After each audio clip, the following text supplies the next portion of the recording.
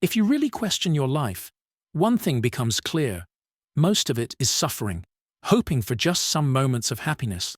And yet, despite the endless torment, you continue living, driven by something that is beyond logic, the insatiable will to live. For Arthur Schopenhauer, this will was the fundamental force behind all existence. In The World as Will and Representation, he described it as a blind, relentless drive that compels every living being to survive, reproduce, and persist. It isn't rational, conscious, or purposeful. It simply is. Schopenhauer wrote, "Life is assured to the will to live. Therefore, it clings to it, even in the most miserable conditions." But the will is not a source of joy. It is the root of suffering. Fulfill one desire, and another takes its place. Escape one pain, and a new one emerges. Schopenhauer argued that pleasure is fleeting, while suffering is constant. He wrote, "All satisfaction is only negative, the removal of a desire and pain." This struggle is universal. In nature, life devours life in a cycle of survival. In human existence, ambition often leads to emptiness. Unlike animals, we reflect on our suffering, yet remain trapped by the will, amplifying our own misery. Hell is other people. Hell isn't where you go, it's who you're with. Jean-Paul Sartre's idea, hell is other people, reveals a profound truth about human relationships. For Sartre, the essence of torment lies in being trapped under the gaze of others. Human existence is shaped by how we are seen and judged, forcing us to view ourselves through their perceptions rather than as we truly are. Picture yourself standing in front of a funhouse mirror that distorts your reflection. No matter how you adjust or try to explain what you really look like, the reflection defines you in the eyes of everyone watching. Sartre argued that this is what it feels like to exist in the presence of others. Every glance, every judgment imposes a version of you that may not align with your true self. This dynamic isn't just an occasional discomfort, it's a fundamental part of human existence. The need for validation locks us in a cycle where we crave recognition, even though it limits our authenticity. Sartre believed that the gaze of others turns us into objects, stripping away the freedom to define ourselves independently. Human relationships, even at their best, carry this inherent tension. The mere presence of others creates an invisible web of expectations and judgments, trapping us in roles we never fully choose. For Sartre, this unresolvable conflict defines the human condition, a constant pull between the desire to be seen and the inevitable loss of freedom that comes with it. Sadian nihilism. Morality is just an illusion. Nature doesn't care if you are good or evil, just or cruel. This is the stark foundation of Sadian nihilism, a philosophy rooted in the provocative works of the Marquis de Sade, whose ideas challenge the very essence of morality itself. At its core, Sadian nihilism denies the existence of universal moral truths. De Sade argued that concepts like virtue and justice are human inventions imposed on an indifferent and amoral natural world. In his novel Justine, he declares, "Nature has created us all solely to torment one another." For de Sade, nature is driven purely by survival and desire, indifferent to human constructs of right and wrong. De Sade's view of humanity reflects this brutal indifference. He saw people as creatures governed by raw impulses, rather than reason or ethics. If morality is nothing more than a human fabrication, he concluded, there is no obligation to adhere to its rules. In The Philosophy in the Bedroom, he claimed that true freedom lies in embracing natural desires, no matter how transgressive or destructive. Teleological suffering. The universe we observe has precisely the properties we should expect if there is at bottom no design, no purpose, no evil, no good, nothing but pitiless indifference. This observation from Richard Dawkins captures the essence of teleological suffering, the belief that pain exists without meaning, purpose, or redemption. Nature is indifferent to suffering. Predators hunt, prey suffers, and parasites thrive, all as a consequence of survival, not morality or design. Suffering in this view isn't a test or lesson. It's simply a byproduct of life's relentless processes. There's no cosmic plan, no higher goal to explain the pain that pervades existence. The term dysteleology combines the Greek telos, meaning end or purpose, with dys, implying something flawed or misaligned. It rejects comforting narratives that suffering serves a greater good, revealing a world driven by chaos and competition, rather than divine order. Objection. Why does a rotting corpse horrify us so deeply? Why do we recoil from things that blur the boundaries between human and inhuman? These reactions stem from objection, a concept explored by Julia Kristeva in her book Powers of Horror. Objection isn't just fear or disgust, it's the psychological unease we feel when something disrupts the boundaries that define our sense of self. Kristeva explains that human identity relies on clear distinctions: self and other, life and death, clean and unclean. The abject is anything that breaks these boundaries, forcing us to confront what we've repressed or excluded.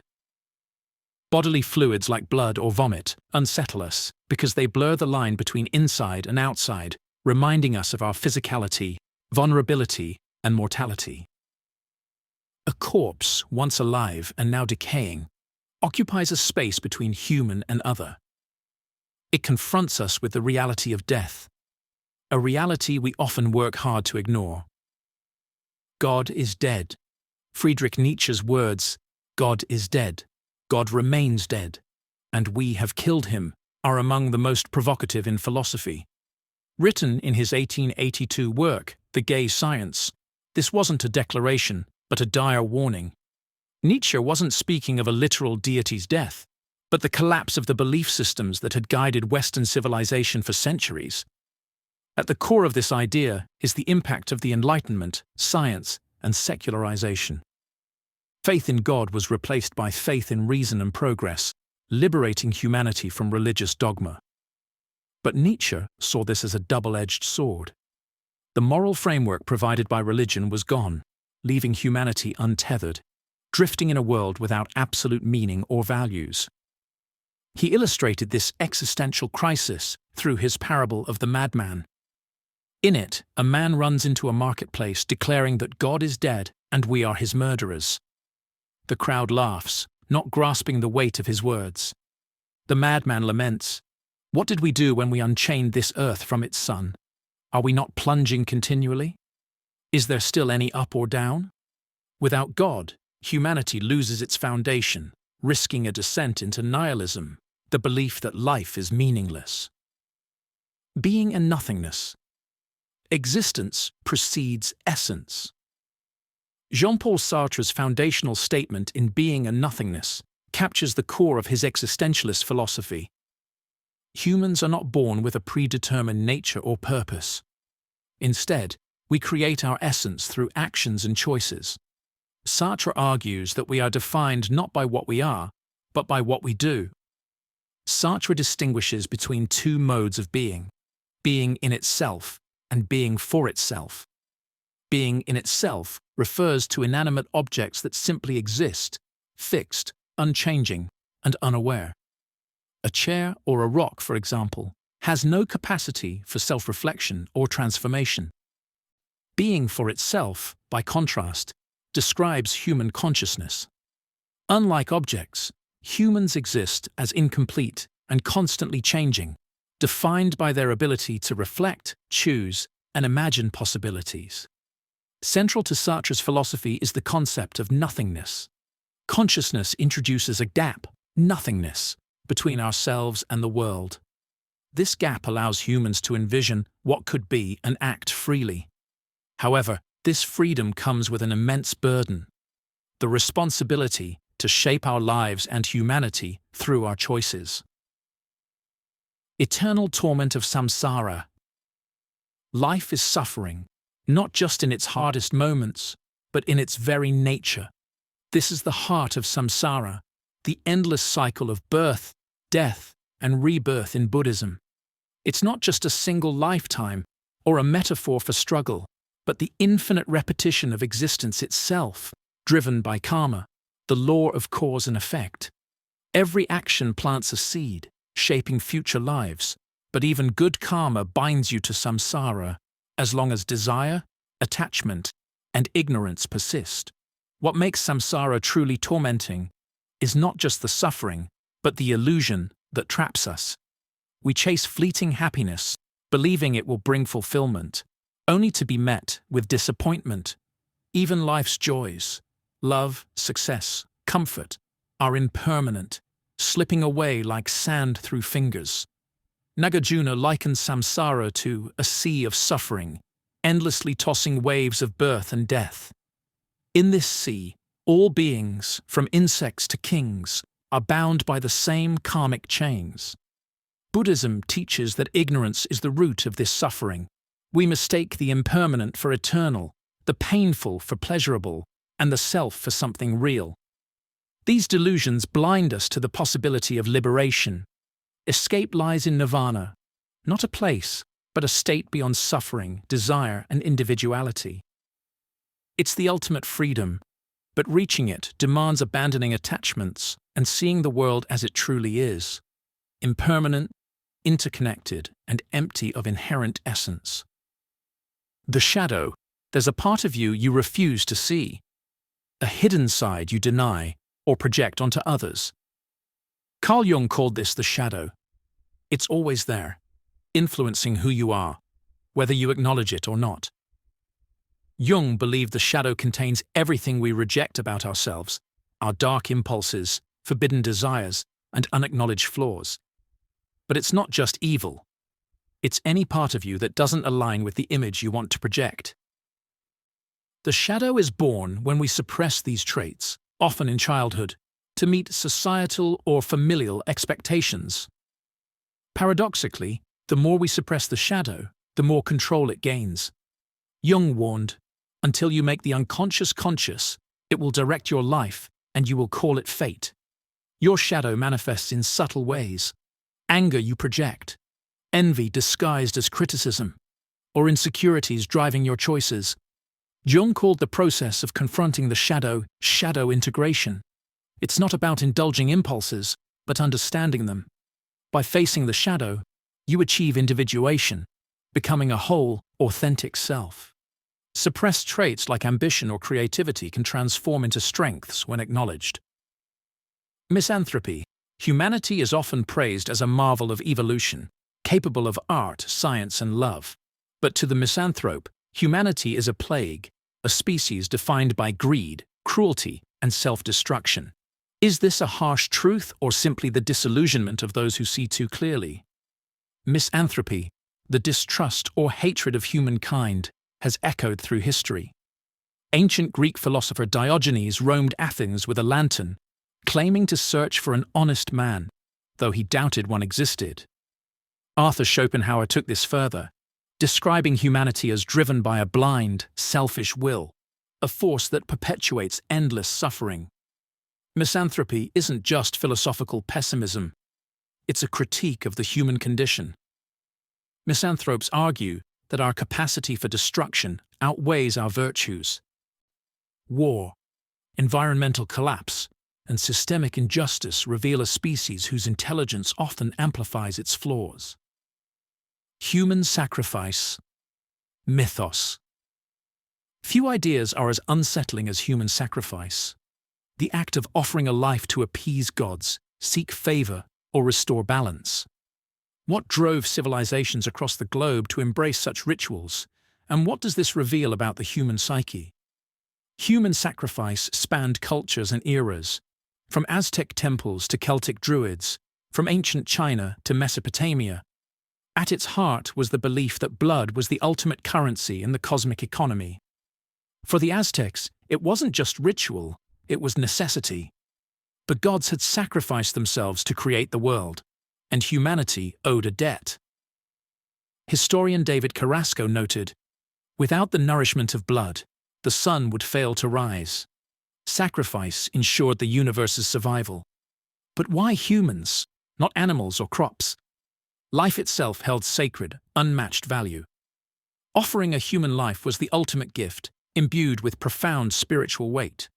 Philosopher René Girard explored the psychology of sacrifice, proposing it emerged to resolve social conflict.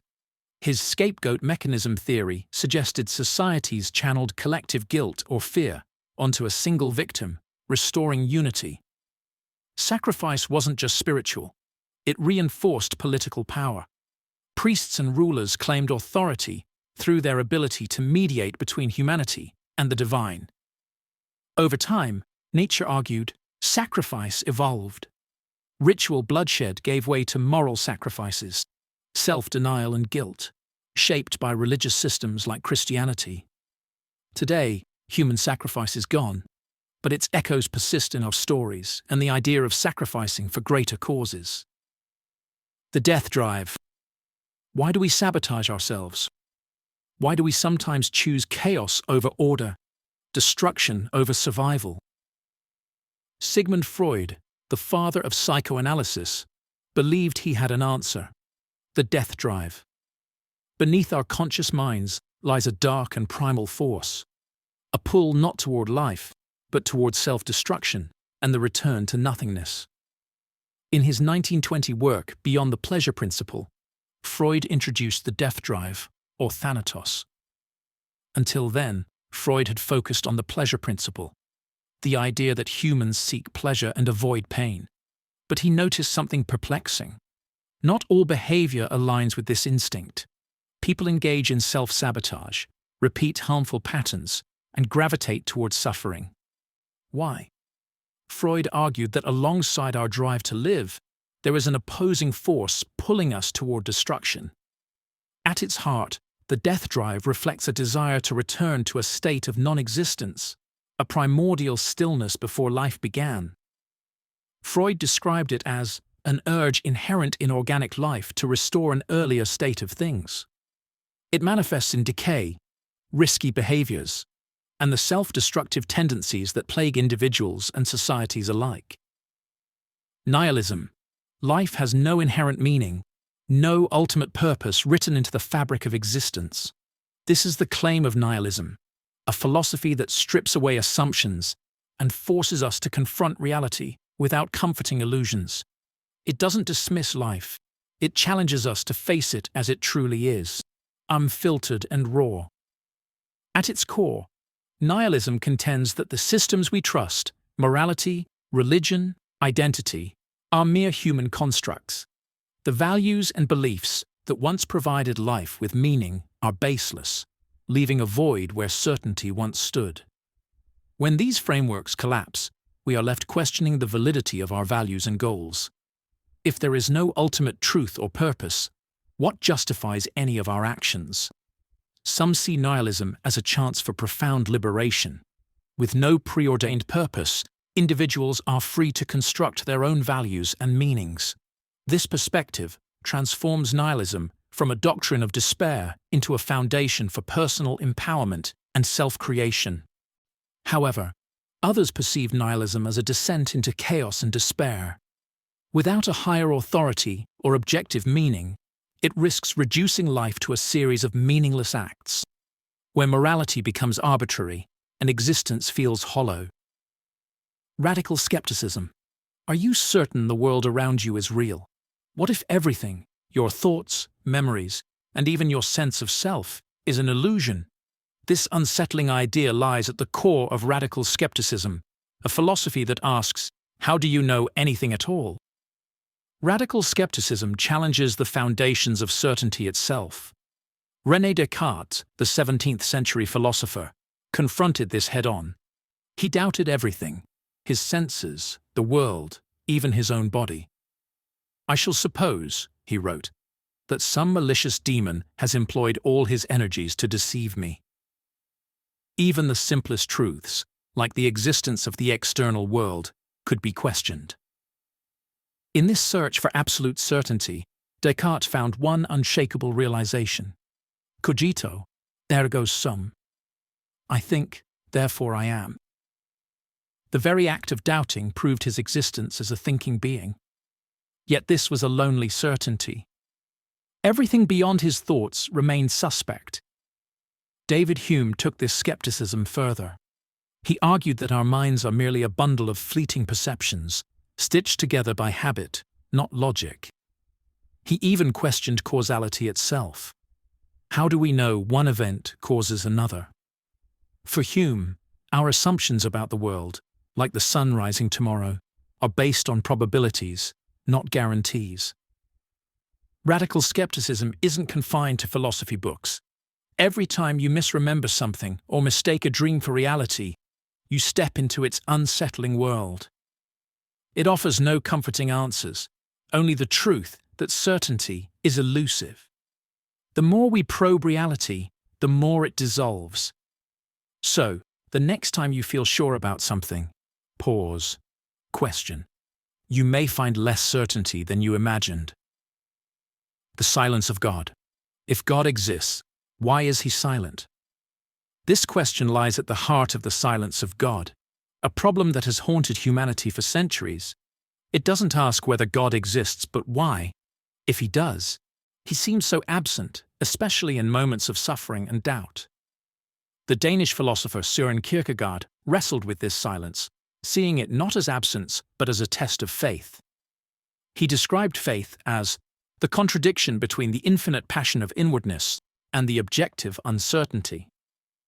To Kierkegaard, the silence demanded a leap into the unknown, a trust in God without tangible proof. For thinkers like Simone Weil, the silence of God becomes paradoxical in suffering. Weil believed that silence wasn't abandonment, but an invitation to find meaning within struggle. She wrote, "The greatness of Christianity lies in the fact that it does not seek a supernatural remedy for suffering, but a supernatural use for it." The problem deepens with a darker possibility. What if the silence isn't a test or a mystery, but just silence? What if there's no divine voice, no presence, no answer at all? Antinatalism. Every birth is a gamble, and the stakes are existence itself. Antinatalism, one of philosophy's most unsettling ideas, argues that this gamble isn't worth taking. It claims that bringing a child into the world is an act of harm, no matter how well-intentioned. At the heart of modern antinatalism is David Benatar, whose book Better Never to Have Been makes a stark case. Benatar's argument hinges on the asymmetry of pleasure and pain. He suggests that while the presence of pain is bad and the presence of pleasure is good, the absence of pain is always good, even if no one exists to experience it. Meanwhile, the absence of pleasure is not bad because there is no one to miss it. In his words, bringing someone into existence inflicts harm. Failing to bring someone into existence does not. This argument challenges our understanding of life itself. Where many see life as a gift, Benatar sees it as a burden filled with unavoidable suffering. Hunger, illness, loss, and the inevitability of death are part of the human condition. While life has joys, Benatar argues that they are fleeting and often overshadowed by pain. Ontological insecurity. What happens when your sense of reality feels unsteady? When the boundaries between self and world blur, and your very existence feels uncertain? This is ontological insecurity, a concept introduced by psychiatrist R.D. Laing in The Divided Self. It's not just a psychological state, it's a profound challenge to how we understand identity and existence. Laing describes ontological insecurity as the feeling that one's being is fragile or at risk of collapse. For most people, life unfolds on a stable stage. We trust our sense of self, our relationships, and the world. But for someone experiencing ontological insecurity, that stage is shaky. They might feel detached, questioning their perceptions or even their own coherence as a self. Laing identified 3 fears that define this state. First is engulfment, the fear of losing oneself in relationships or being consumed by others' demands. This leads to avoiding intimacy to protect a fragile sense of self. Second is implosion, a dread of being overwhelmed by inner chaos or the vastness of existence itself. The third is petrification, the feeling of being seen as an object, stripped of humanity and agency. Ontological insecurity often appears in conditions like schizophrenia or severe anxiety, where self-world boundaries dissolve. Laying saw it not as pathology, but as a response to a chaotic or isolating world. This idea echoes existentialist philosophy. For Sartre, the disorienting awareness of existence, or nausea, mirrors the destabilizing nature of ontological insecurity. Heidegger's concept of thrownness, being cast into a world beyond our control, captures our shared vulnerability. Laying believed understanding ontological insecurity begins with empathy. It forces us to confront the fragility of identity and ask, what holds us together when reality itself feels unstable? Moral nihilism. Good, evil, right, wrong. What if these weren't universal truths, but human inventions, stories we've created to impose order on a chaotic universe? This is the claim of moral nihilism, the belief that morality isn't real, but a construct, a fiction we tell ourselves. J. L. Mackie, one of moral nihilism's key proponents, opens his book, Ethics, Inventing Right and Wrong, with the bold assertion, there are no objective values. For Mackie, moral claims, justice, kindness, cruelty, aren't facts about the world. Instead, they're projections of human emotions and social conventions, as unreal as shadows cast on a wall. Mackie supports this view with two arguments. The first is the argument from relativity. Across cultures and history, moral codes differ wildly. One society's virtue is another's vice. If morality were truly objective, shouldn't we expect more consistency? Mackie suggests that these differences arise not from universal truths, but from human needs shaped by specific contexts. The second is the argument from queerness. If objective moral values existed, they'd be unlike anything else in the universe. Strange, metaphysical entities guiding human behavior. How could we even detect such things? For Mackie, this idea is implausible, further undermining the notion of objective morality. But moral nihilism doesn't demand chaos or lawlessness. Mackie describes morality as a useful fiction. Rules like stealing is wrong aren't cosmic truths, they're tools that promote social stability. The fiction works, even if it's not real. Cosmic horror. The universe is vast, indifferent, and incomprehensible. For every star we see, countless others remain hidden, their light lost to the void. It's here, in this infinite silence, that cosmic horror finds its home, an existential dread rooted in our insignificance within a cosmos that neither knows nor cares about us.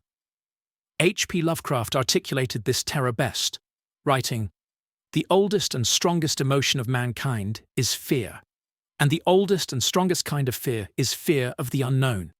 This isn't fear of monsters, but of realizing that the world we know floats in an abyss governed by forces beyond comprehension. Cosmic horror thrives on the premise that human intellect is inadequate to grasp the true nature of existence. If the universe is indifferent, what happens to morality or meaning? Cosmic horror revels in this uncertainty, forcing us to confront truths that might shatter our understanding. It's like an ant on a smartphone, aware only of the surface, blind to the intricate systems beneath. Negative utilitarianism.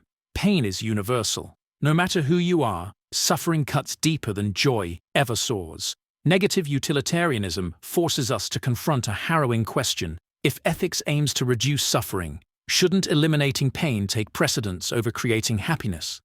Philosopher Karl Popper articulated this idea in The Open Society and Its Enemies, writing, "Suffering makes a direct moral appeal for help, while there is no similar call to increase the happiness of a man who is doing well anyway." For Popper, alleviating suffering is not just important, it's morally urgent. Negative utilitarianism builds on utilitarianism, which seeks to maximize well-being. But unlike traditional utilitarianism, it prioritizes preventing harm over promoting happiness. The reasoning is clear. Suffering is more impactful than pleasure. While joy might brighten a moment, pain, especially intense or chronic, can dominate a life. Few would trade constant agony for fleeting happiness. This philosophy, however, sparks controversy. Critics highlight its unsettling implications. If eliminating suffering is paramount, wouldn't the most efficient solution be the eradication of all sentient life? After all, where there is no life, there is no pain. Philosopher David Pearce, a proponent of negative utilitarian ideas, suggests a less extreme approach, leveraging science and technology to eradicate suffering, envisioning a future where pain itself is obsolete. Despite its stark conclusions, negative utilitarianism poses an urgent moral challenge. In a world rife with preventable suffering, hunger, disease, war, shouldn't reducing pain outweigh the pursuit of happiness? It forces us to ask, what if true morality lies not in how much joy we create, but in how much suffering we prevent? And isn't that the part of life most in need of our attention? Determinism. Every decision you've ever made, what you ate for breakfast, who you've become, might not have been a choice at all. Determinism argues that every action, thought, and event is the inevitable result of prior causes, making freedom an illusion. The idea dates back to ancient philosophy, but 18th-century mathematician Pierre-Simon Laplace captured its essence with his concept of Laplace's demon. This hypothetical intelligence, knowing the position and motion of every particle in the universe, could predict the future with absolute certainty. For such an intellect, Laplace wrote, nothing would be uncertain, and the future, like the past, would be present before its eyes. Determinism rests on cause and effect. From atomic movements to neural firings, every action is bound by prior events. If time were rewound, every thought and action would unfold exactly the same way, as they were never truly under your control. The myth of Sisyphus. What's the point of it all? Day after day, you strive and struggle, only to face the same challenges tomorrow. For Albert Camus, this endless repetition mirrors the story of Sisyphus, a man condemned to roll a boulder up a hill, only for it to roll back down every time. It's a tale of futility, but Camus saw it as the perfect metaphor for the human condition. In his essay, The Myth of Sisyphus, Camus asks the ultimate question: is life worth living? If life has no inherent meaning, isn't existence itself absurd? The absurd, Camus explains, arises from the clash between our search for purpose and the universe's indifference. Yet, rather than despair, Camus finds liberation. The struggle itself toward the heights, he writes, is enough to fill a man's heart. Sisyphus, endlessly toiling without hope of success, seems trapped. But Camus reclaims his story. By embracing the absurd, acknowledging the meaninglessness of his task, Sisyphus transcends his punishment. The gods control his fate, but not his defiance. One must imagine Sisyphus happy, Camus concludes, because in his rebellion, he finds freedom. Camus' philosophy isn't about despair, it's about living fully despite life's absurdity. He rejects both nihilism and false hope, insisting that life's lack of inherent meaning amplifies its value. Each moment becomes an opportunity to create meaning, not because the universe demands it, but because we choose it. Like Sisyphus, we face our own endless cycles. But for Camus, it's not the task that defines us, but our attitude toward it. In the climb, we find our freedom. Animal suffering in theodicy. If God is all good and all-powerful, why does innocent suffering exist, especially among animals incapable of moral failings? This question, central to animal suffering in theodicy, challenges religious and philosophical thought. Animals have suffered for millions of years: predation, disease, starvation, natural disasters. Unlike humans, they can't rationalize or find meaning in their pain. If this suffering lacks purpose, why would a benevolent God allow it? Philosopher William Rowe famously illustrated this with his faun in the forest thought experiment. A faun caught in a wildfire, suffering immensely before dying alone. Rowe asks, what purpose does this serve? If none exists, such suffering challenges the existence of an all-good God. Theists have offered various theodicies to reconcile suffering with divine benevolence. The greater good defense suggests that animal suffering supports a larger divine plan. Pain and predation balance ecosystems, fostering complexity. Others argue the free will defense, claiming natural world unpredictability is necessary for human freedom. But animals, lacking moral agency, complicate this explanation. John Hick proposed suffering as essential for soul-making, shaping moral and spiritual growth. But what spiritual growth exists for a gazelle devoured by a lion or a bird infected by parasites? Critics like David Attfield argue such defenses fail. Animal suffering seems excessive, gratuitous, and beyond necessity. Terror management theory. Every decision you make, every belief you hold, might be shaped by one thing: the fear of death. Terror management theory reveals how the awareness of our mortality influences thoughts, actions, and even society itself. Developed by psychologists Sheldon Solomon, Jeff Greenberg, and Tom Pischinsky in the 1980s, the theory builds on Ernest Becker's The Denial of Death. Becker argued that humans, uniquely aware of their mortality, face an existential terror that could paralyze us. To cope, we create systems of meaning, religion, art, nationalism that give life purpose and connect us to something greater. These cultural worldviews shield us from the unsettling reality of our impermanence. But this defense comes with a cost. When our worldviews are challenged, our fear of death resurfaces. Research shows that subtle reminders of mortality, what psychologists call mortality salience, can profoundly shape behavior. People become more defensive of their cultural values, resistant to opposing ideas, and even hostile toward those who threaten their beliefs. In one study, participants reminded of death were more likely to support charismatic leaders, promising strength and stability. This fear doesn't just shape individuals, it defines societies. Our monuments, traditions, and rituals aren't just cultural artifacts. They're defenses against death's shadow, anchoring us to a sense of permanence. Bundle theory of the self. Who are you? Is there a core you beneath your thoughts and experiences? Philosopher David Hume thought not. In his treatise of human nature, Hume introduced the bundle theory of the self, a revolutionary idea that challenges our sense of identity. Hume argued that when we look inward, we don't find a singular, unchanging self. Instead, we encounter a constantly shifting stream of perceptions, sensations, thoughts, and emotions. He wrote, "When I enter most intimately into what I call myself, I always stumble on some particular perception. I never can catch myself at any time without a perception, and never can observe anything but the perception."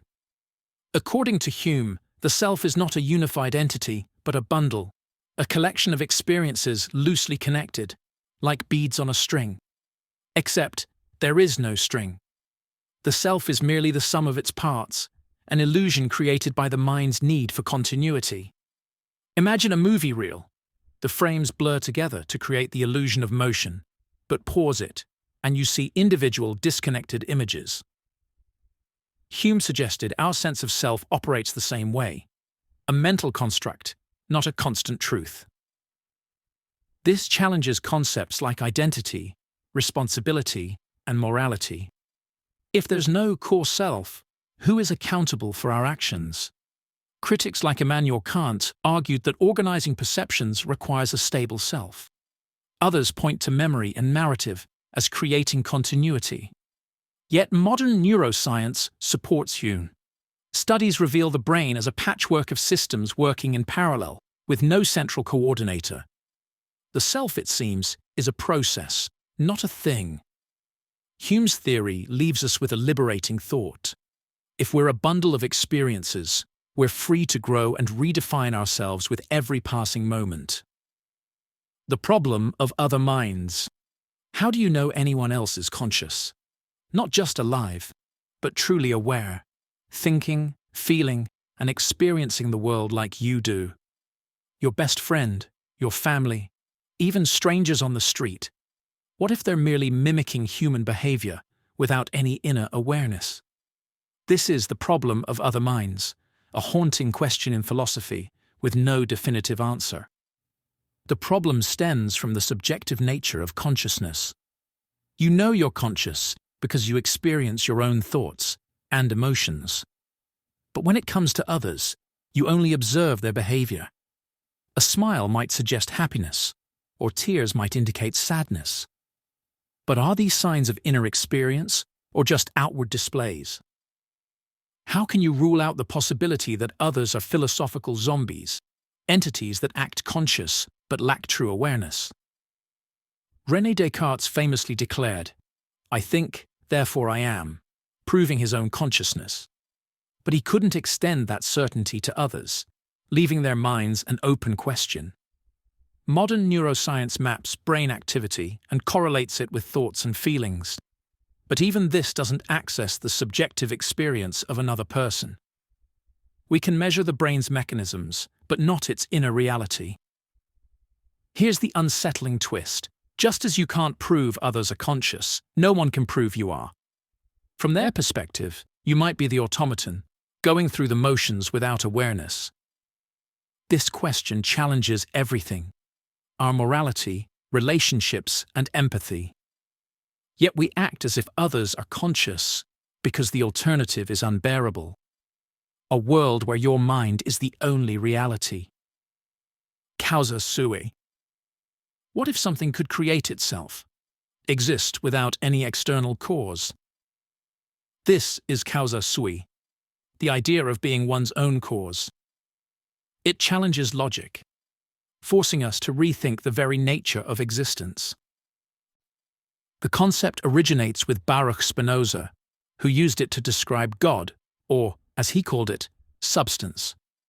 In Ethics, Spinoza wrote, "That thing is called free, which exists from the necessity of its own nature alone, and is determined to act by itself alone." For Spinoza, God, or the universe, is causa sui, self-caused, infinite, and dependent on nothing else. This idea defies how we understand causality. Everything relies on something else: a tree from a seed from another tree. But where does the chain begin? Spinoza's answer is radical, with something that simply exists, needing no cause because it is the cause. Causa sui also resonates in existential philosophy. Thinkers like Sartre explored the human desire to be self-created. Sartre called it the project of being God, the longing to define ourselves without external influence. While humans can't truly be causa sui, the struggle to define ourselves shapes our existence. In science, echoes of causa sui emerge in questions about the universe's origin. If everything has a cause, what caused the universe? Could it create itself, or does it require an external first cause? For Spinoza, the universe doesn't need a reason to exist. It simply does. This idea isn't about escaping causality, but understanding it. Causa sui forces us to confront a paradox. Can anything truly cause itself? Or is it a reflection of our longing to escape the web of causes that define us? Beginning toward death. You're dying, not someday far in the future, but right now. Each passing moment, each breath, brings you closer to the end. This stark truth forms the foundation of Martin Heidegger's concept of being toward death. For Heidegger, death isn't just an event. It's the defining feature of existence, shaping how we live each day. Death is paradoxical, both absolutely certain and completely unknowable. Heidegger wrote, "As soon as man comes to life, he is at once old enough to die," emphasizing that death is always present, part of who we are. Yet its timing and nature remain a mystery, making it unlike any other experience. Most of us avoid this reality, losing ourselves in routines and social norms, what Heidegger called the they self.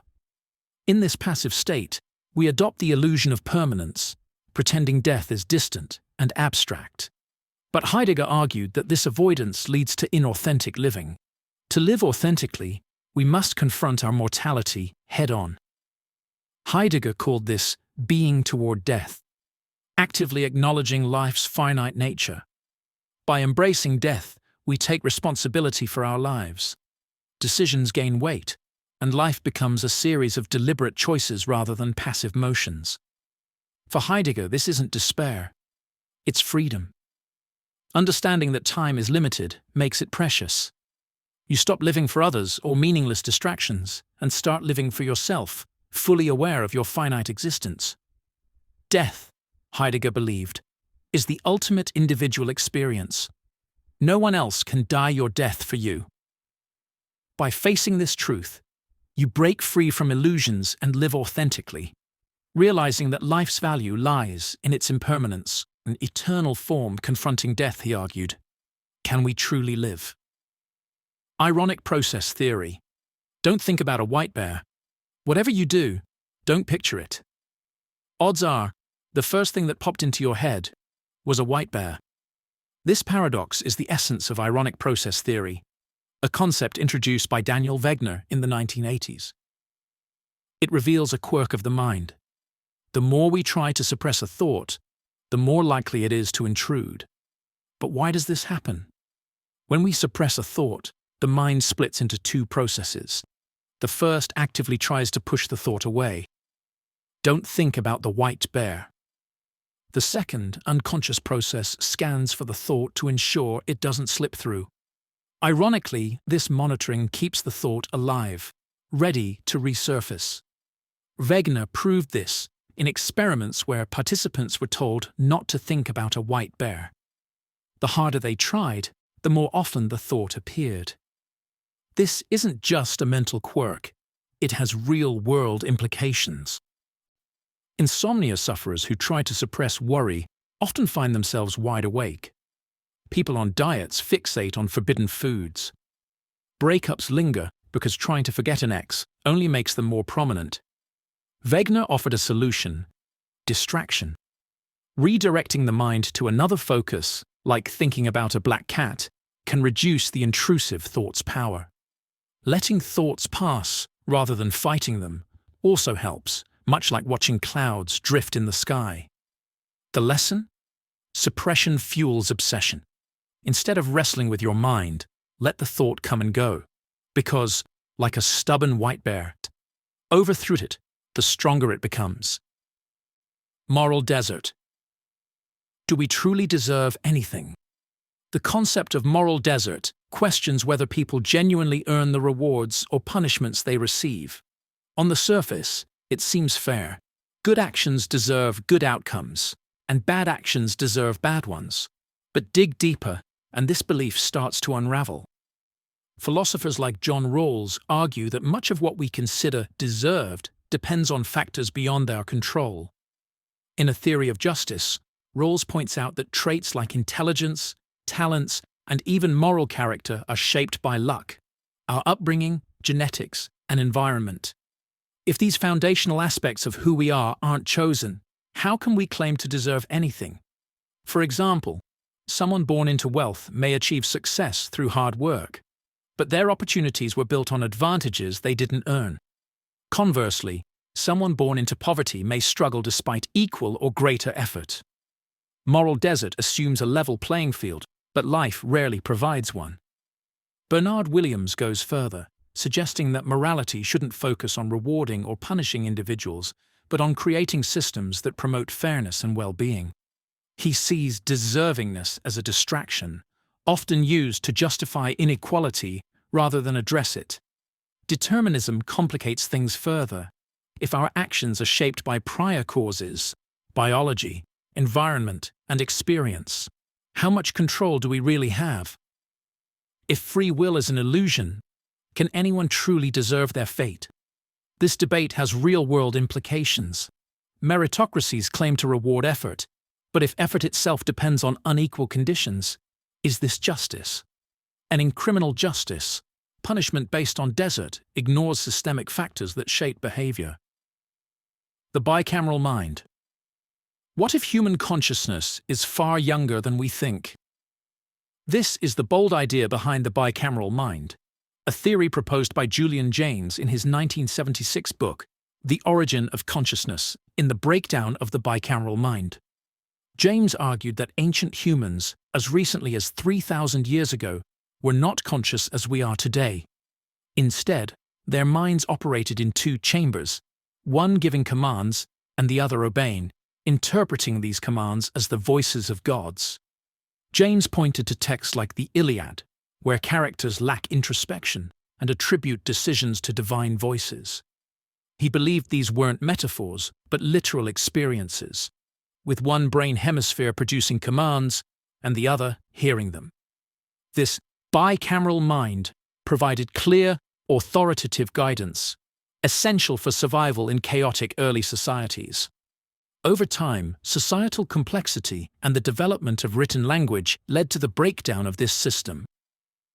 As external pressures like wars and migrations increased, humans adapted, fostering introspection and the emergence of modern self-awareness. For James, this marked the birth of consciousness as we know it. Critics call the theory speculative, questioning its neurological basis and reliance on textual interpretation. However, James's ideas provoke profound questions. Is modern consciousness a relatively recent development shaped by history? Could it be more fragile and contingent than we assume? If consciousness once emerged from societal and environmental pressures, could it also fade under different conditions? James's theory forces us to consider whether our sense of self is an eternal human trait or a fleeting product of a particular moment in history. State of nature as war. Strip away laws, governments, and societal rules. What's left? For philosopher Thomas Hobbes, it's chaos, a brutal war of every man against every man. This is the state of nature, a world without authority, which Hobbes saw as humanity's raw, unfiltered reality. In his 1651 work Leviathan, Hobbes argued that life in the state of nature would be driven by fear and competition. Humans, motivated by self-interest and survival, would clash endlessly over resources and power. In such condition, he wrote, the life of man is solitary, poor, nasty, brutish, and short. Why such chaos? Hobbes pointed to equality, not the noble kind, but the kind that makes everyone equally dangerous. Even the weakest can harm the strongest through cunning or alliances, creating perpetual mistrust. Without rules or authority to ensure safety, people would live in constant suspicion, ready to strike first. This isn't just theory. Hobbes pointed to civil wars and societal breakdowns as glimpses of the state of nature. Yet he didn't see humans as evil, just rational. In a world without order, survival demands preemptive conflict. Hobbes believed the only escape was the social contract, individuals surrendering some freedom to a sovereign authority, the Leviathan, in exchange for security and peace. This authority, wielding absolute power, keeps the chaos of the state of nature at bay.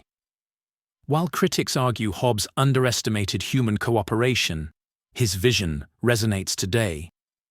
From political instability to international tensions, the shadow of the state of nature reminds us what's at stake. Hobbes challenges us to ask, what truly holds civilization together, and how far are we willing to go to preserve it? Panopticism. What if you were always being watched, but never knew when? Would you act differently? This is the essence of panopticism, a concept from philosopher Michel Foucault in Discipline and Punish. It reveals how the possibility of observation shapes behavior and extends control far beyond physical walls. Foucault was inspired by the panopticon, a prison design by Jeremy Bentham. The design featured a circular structure with cells surrounding a central watchtower. Guards could observe prisoners without being seen, creating a state of conscious and permanent visibility. The genius wasn't in constant observation, but in making prisoners think they could be watched at any moment. Foucault expanded this into a metaphor for modern power. Panopticism, he argued, isn't about actual surveillance, it's about the fear of it. The mere possibility of being watched leads people to regulate themselves, turning surveillance into self-discipline. A real subjection, Foucault wrote, is born mechanically from a fictitious relation. This principle pervades modern life: security cameras, workplace monitoring, even social media. Do you post to express yourself or to shape how others perceive you? Panopticism shifts power from external enforcement to internal compliance. It also extends beyond technology. Schools, hospitals, and governments use observation and categorization to influence behavior. Foucault argued that modern societies moved from physical punishment to psychological control, subtle but effective. Panopticism raises critical questions. How much of our freedom is illusion? Who's watching, and why? Awareness of this dynamic offers a chance to resist. The power of panopticism isn't in being watched, it's in believing we are, and recognizing that belief is the first step toward reclaiming control. Fallenness of Dasein. We spend our lives scrolling, chasing fleeting pleasures, and following routines. But is this truly living? Martin Heidegger called this the fallenness of Dasein, revealing an unsettling truth about human existence. Much of what we do is a distraction from facing who we really are. In Being and Time, Heidegger introduces the concept of Dasein, meaning being there, or existence. Dasein represents the human condition, our unique capacity to question life and seek meaning. Yet, instead of confronting these profound questions, we fall into what Heidegger termed fallenness, a passive absorption in the trivial and superficial. Fallenness isn't about morality, it's an existential state. Heidegger describes it as being lost in the they, letting societal norms and expectations dictate our lives. We conform to what they think, say, and do, losing touch with our authentic selves. We curate perfect online personas, chase trends without questioning their value, and fill our days with distractions to avoid facing deeper truths. At its core, fallenness is a flight from anxiety. For Heidegger, anxiety isn't mere fear. It's the unsettling awareness of our freedom to shape life without a predetermined purpose. This realization exposes the void at the heart of existence. Instead of embracing this freedom, we retreat into routine and convention, avoiding the discomfort of authenticity. But anxiety, paradoxically, can liberate us. Heidegger believed it could jolt us out of fallenness, forcing us to confront our finitude and take responsibility for our choices. Authenticity lies not in rejecting society, but in consciously defining our own purpose. The undead God. God is dead. Nietzsche's unsettling proclamation in The Gay Science signaled the collapse of divine authority, leaving humanity untethered. But what if God isn't truly gone? What if God lingers, not alive, but undead? A shadow embedded in our morality, culture, and subconscious. This is the concept of the undead God, a deity stripped of power yet haunting our values and institutions. Nietzsche's warning wasn't about atheism's triumph, but the danger of clinging to systems rooted in a belief we've abandoned. He saw humanity as trapped in the remnants of old frameworks, unwilling to confront the void left behind. As he wrote, "What are these morals if they are not the shadows of God?" Shadows of shadows. The problem is stark. Without God, what justifies concepts like good and evil, justice and freedom? Nietzsche argued that these ideals, once grounded in divine command, now float unmoored. We reject religious authority, yet treat these values as sacred absolutes, even as their foundations crumble. Modern life offers unsettling proof. Ideals like equality and morality are upheld as self-evident truths, yet they remain tethered to theological roots we no longer acknowledge. The undead God lives on, shaping our world even as we deny its existence. Nietzsche didn't merely diagnose this crisis, he demanded action. He urged us to slay the undead God by re-evaluating values and creating new ones, free from inherited belief. This is the path of the Übermensch, forging meaning in a world without absolutes. Are you living under the shadow of an undead god? Or are you ready to confront the void and create meaning anew? Nature's spectre challenges us. The choice is yours. Vanity of existence. Why do we strive and toil, knowing nothing lasts? This is the heart of Arthur Schopenhauer's concept of the vanity of existence, a stark reflection on the futility of life. For Schopenhauer, existence is a relentless cycle of striving, suffering, and inevitable decline. He wrote, "The vanity of existence is revealed in the whole form.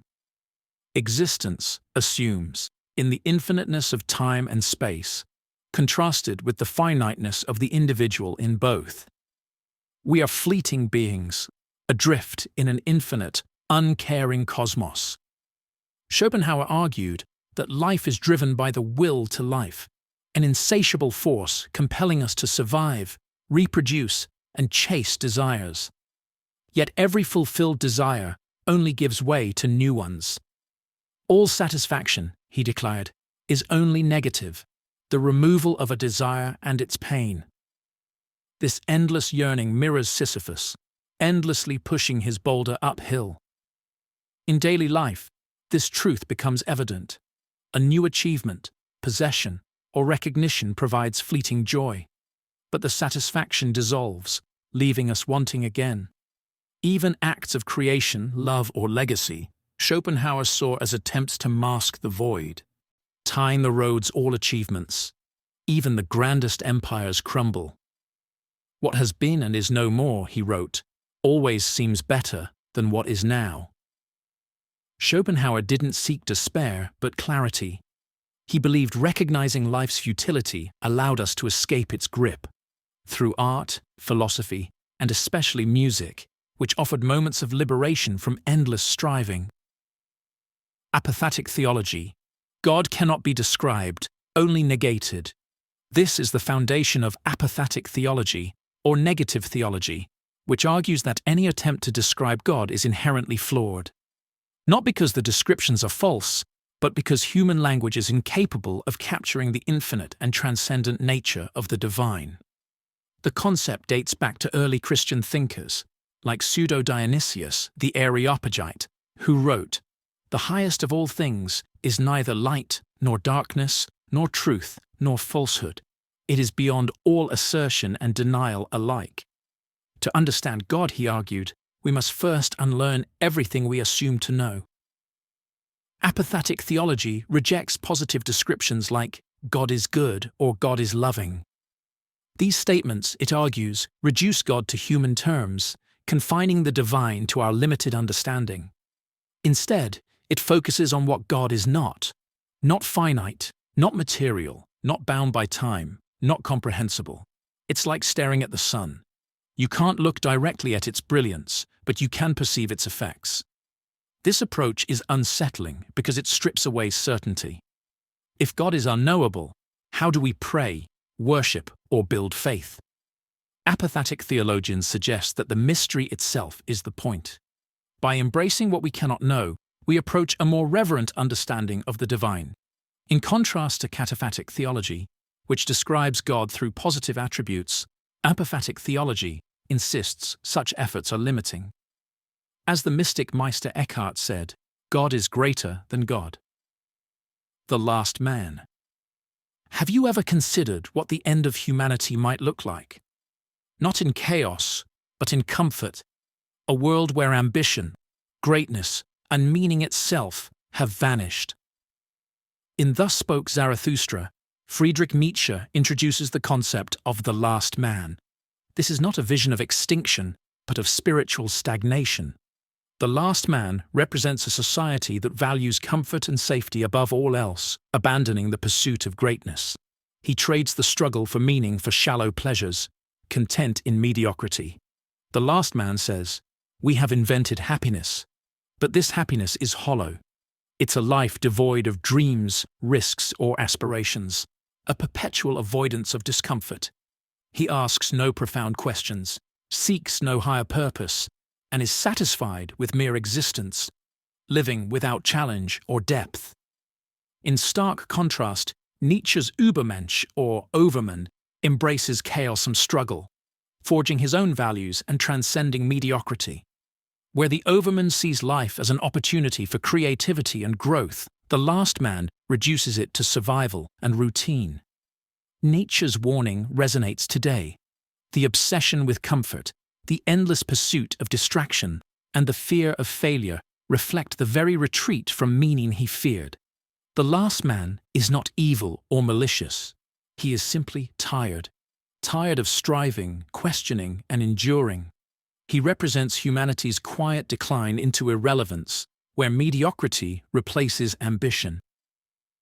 Master-slave dialectic. Every relationship is a struggle for recognition.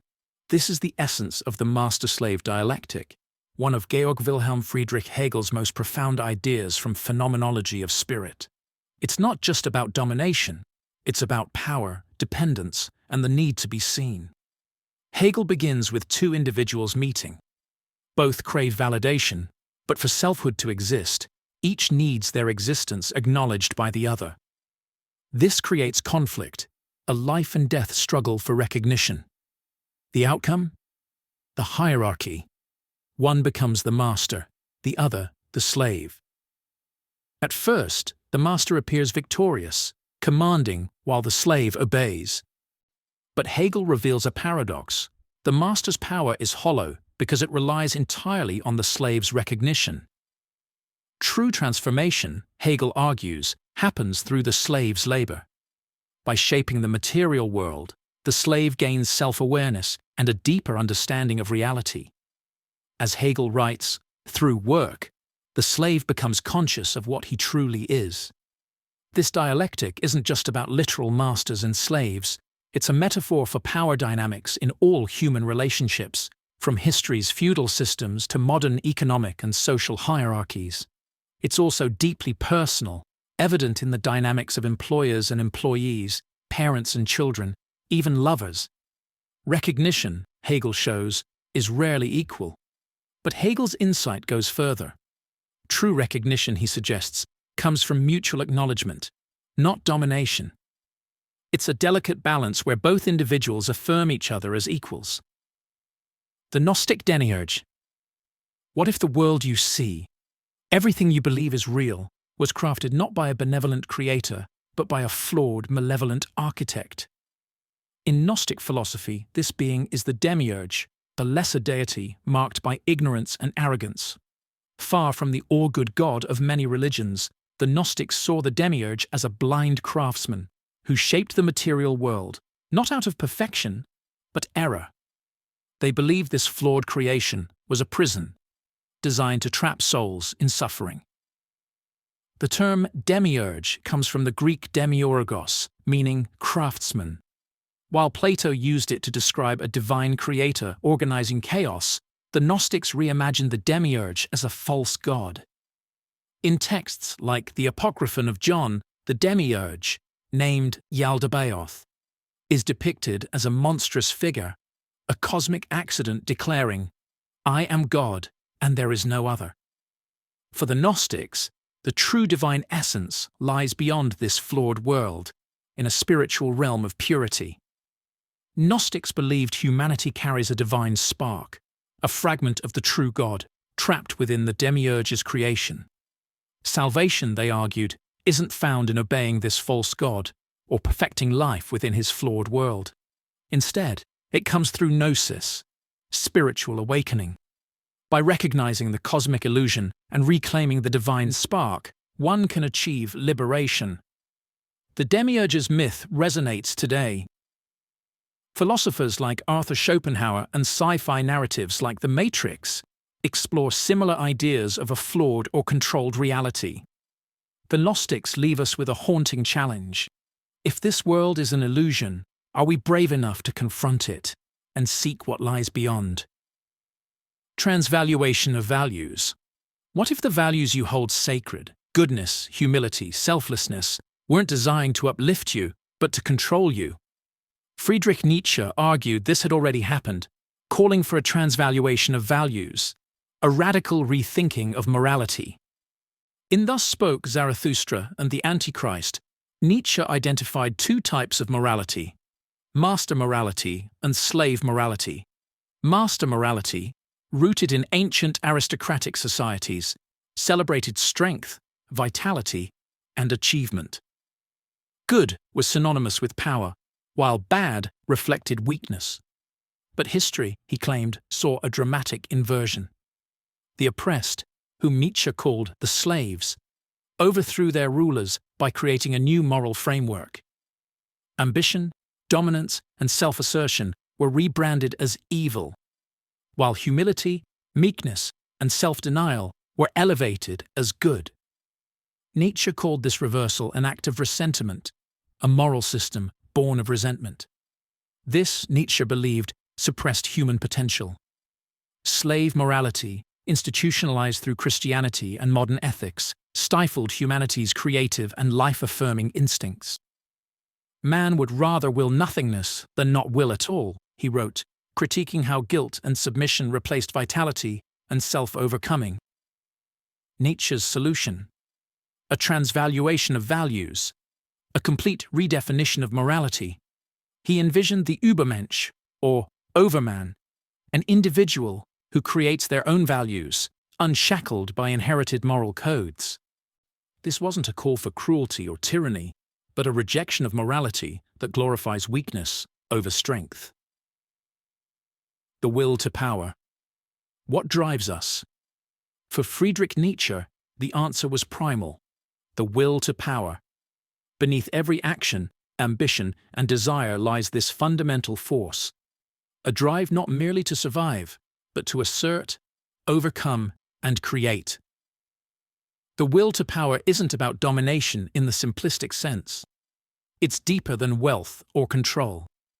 Nietzsche saw it as the essence of life itself, a force pushing every living thing to grow and strive for mastery. As he writes in Thus Spoke Zarathustra, "Where I found the living, there I found the will to power."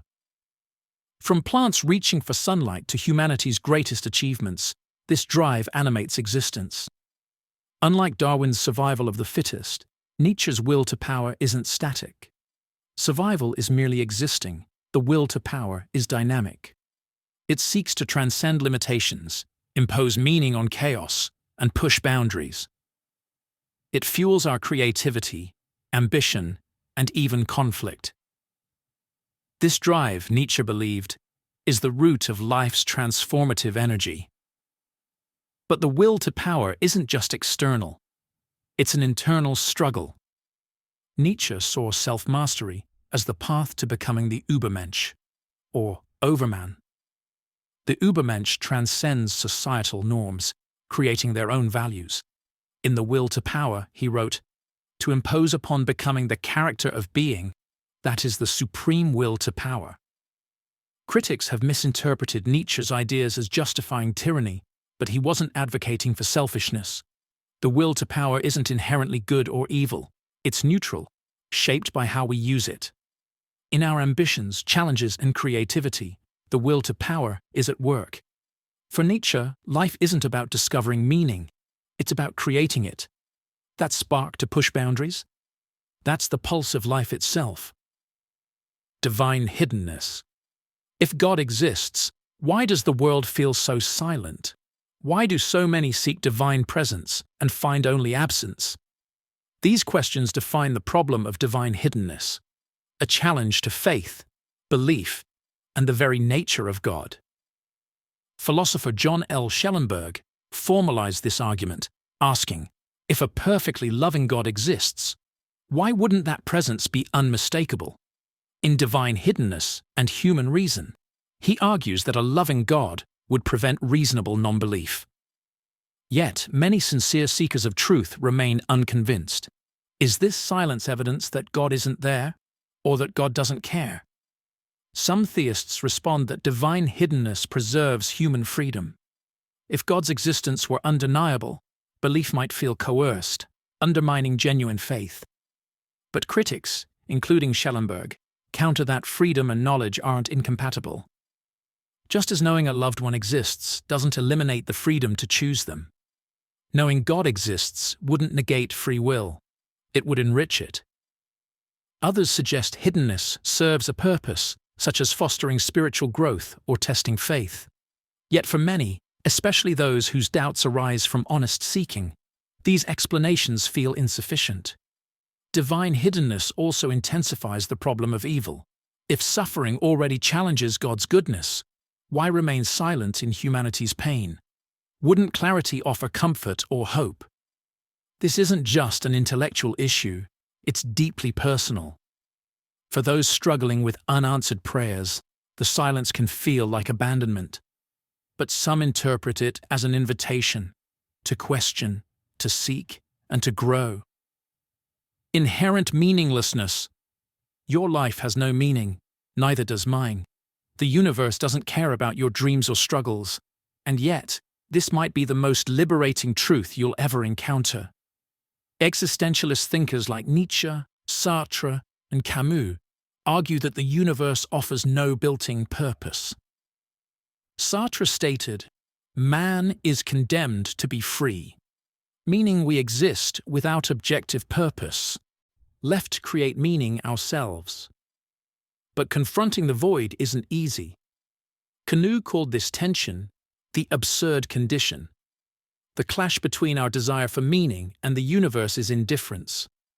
In the myth of Sisyphus, Camus likened life to a man eternally pushing a boulder uphill, only for it to roll back down. The struggle is pointless, yet Sisyphus's defiance transforms his suffering into freedom. Camus concludes, one must imagine Sisyphus happy. What does this mean for us? Inherent meaninglessness isn't a problem to fix, but a reality to embrace.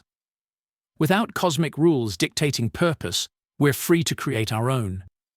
Every choice gains weight because we give it significance, whether it's art, relationships, or moments of joy.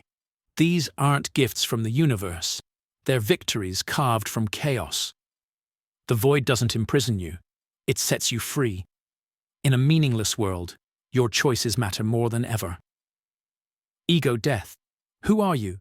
Not your name, your job, or even your memories. Strip those away, and what's left? Ego death offers a haunting answer.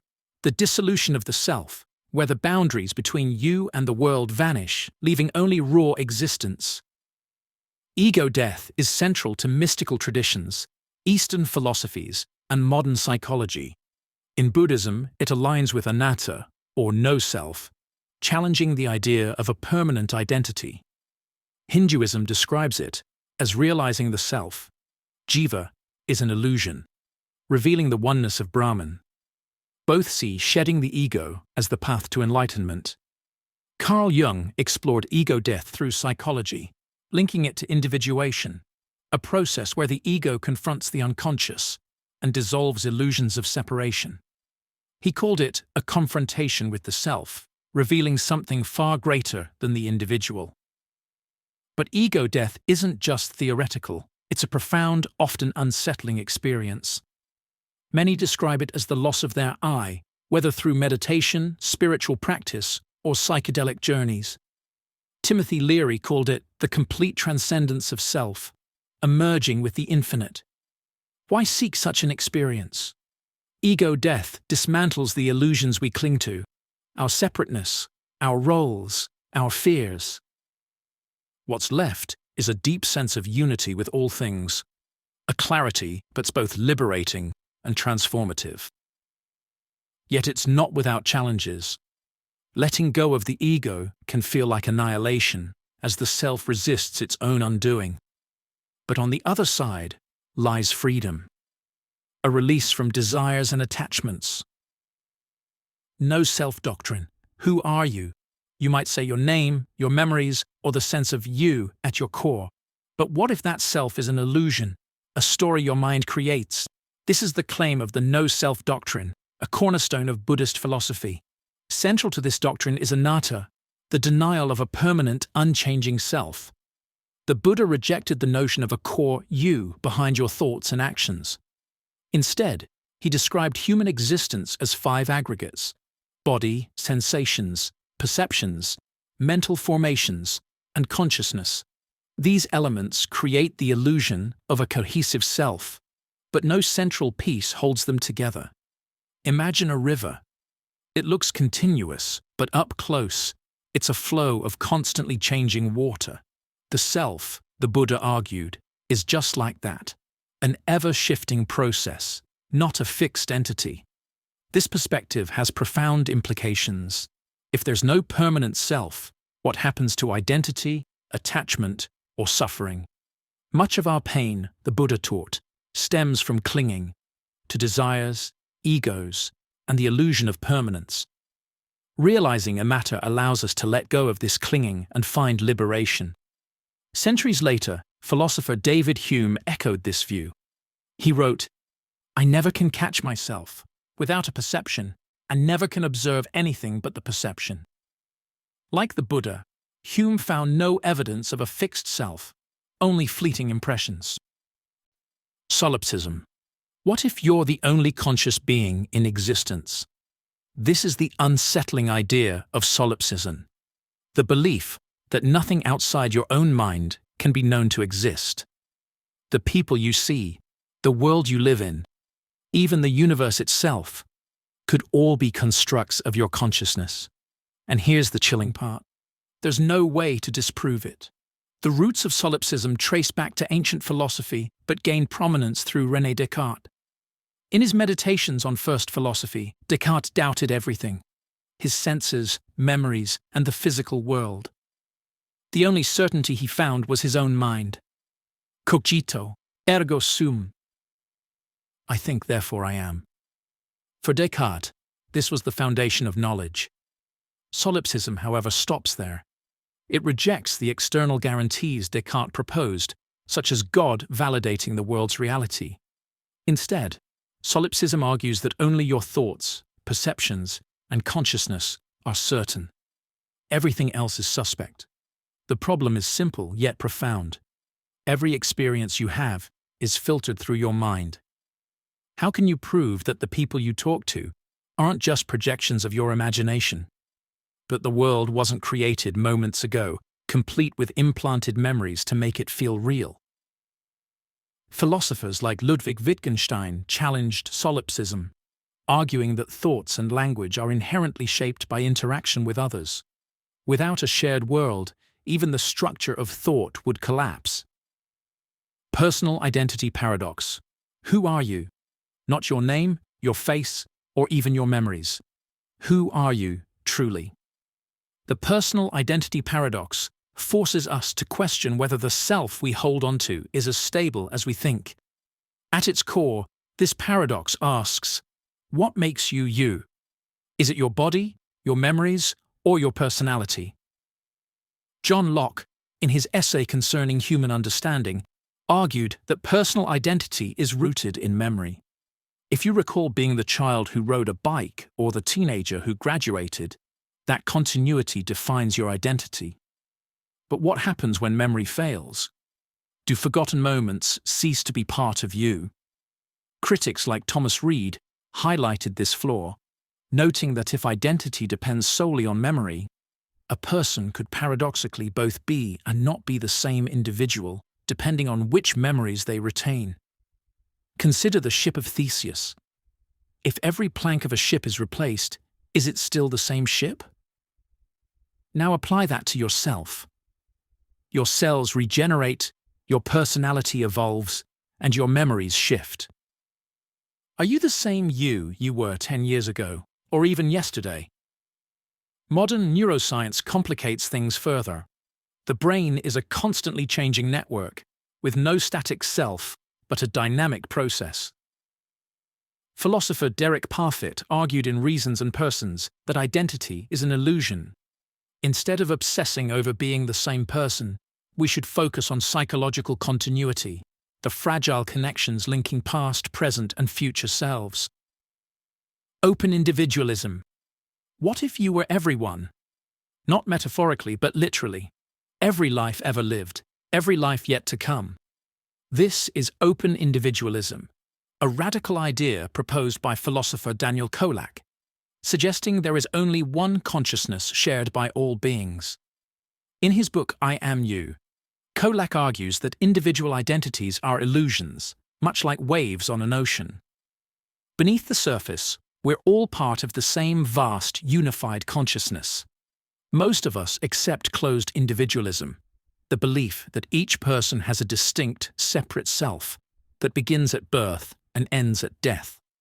Open individualism challenges this, comparing the self to walls in a house.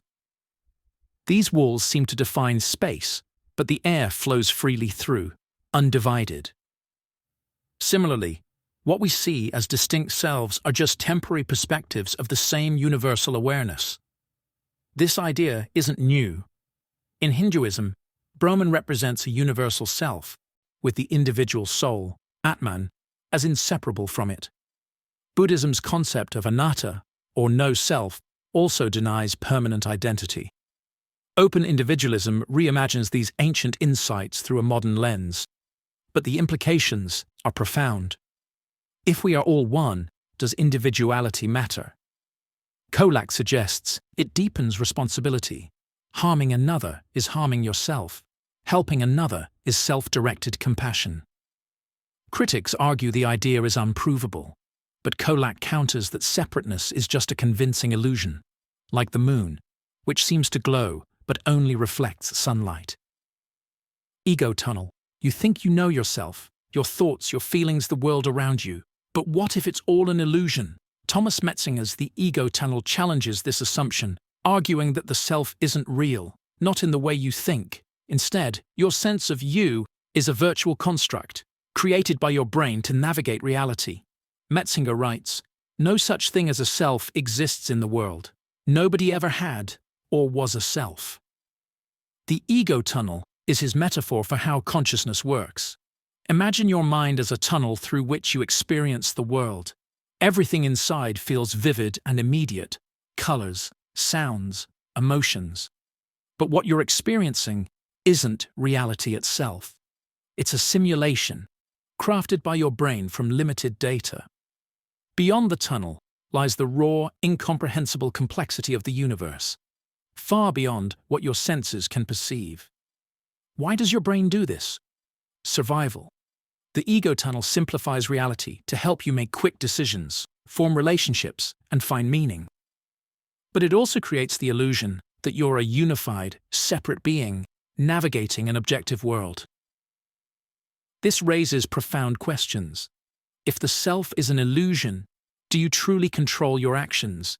If reality is filtered through a simulation, how can you trust what's real? Metzinger suggests that recognizing the ego tunnel frees us to reshape our sense of self and live more consciously. Loneliness isn't just being alone, it's something far deeper, something absolute. Absolute loneliness is not the absence of company. It is the realization that no one can ever truly know or experience your existence as you do. No matter how many relationships you form, how deeply you connect, there will always be an unbridgeable gap between your consciousness and everyone else's. Philosophers and existentialists have long grappled with this idea. Jean-Paul Sartre argued that human beings exist in a state of isolation, where even in the presence of others, we are fundamentally alone. The mind is a private prison. Your thoughts, feelings, and inner world are yours alone, inaccessible to anyone else. Others can observe you, speak to you, even love you, but they will never fully step inside your being. Neuroscience reinforces this bleak reality. Your experiences are locked within the structure of your brain, filtered through your perceptions, emotions, and memories. No one else will ever see the world exactly as you do. Even language, our greatest tool for connection, is limited. Words can only approximate feelings. They can never fully transmit the raw experience of being you.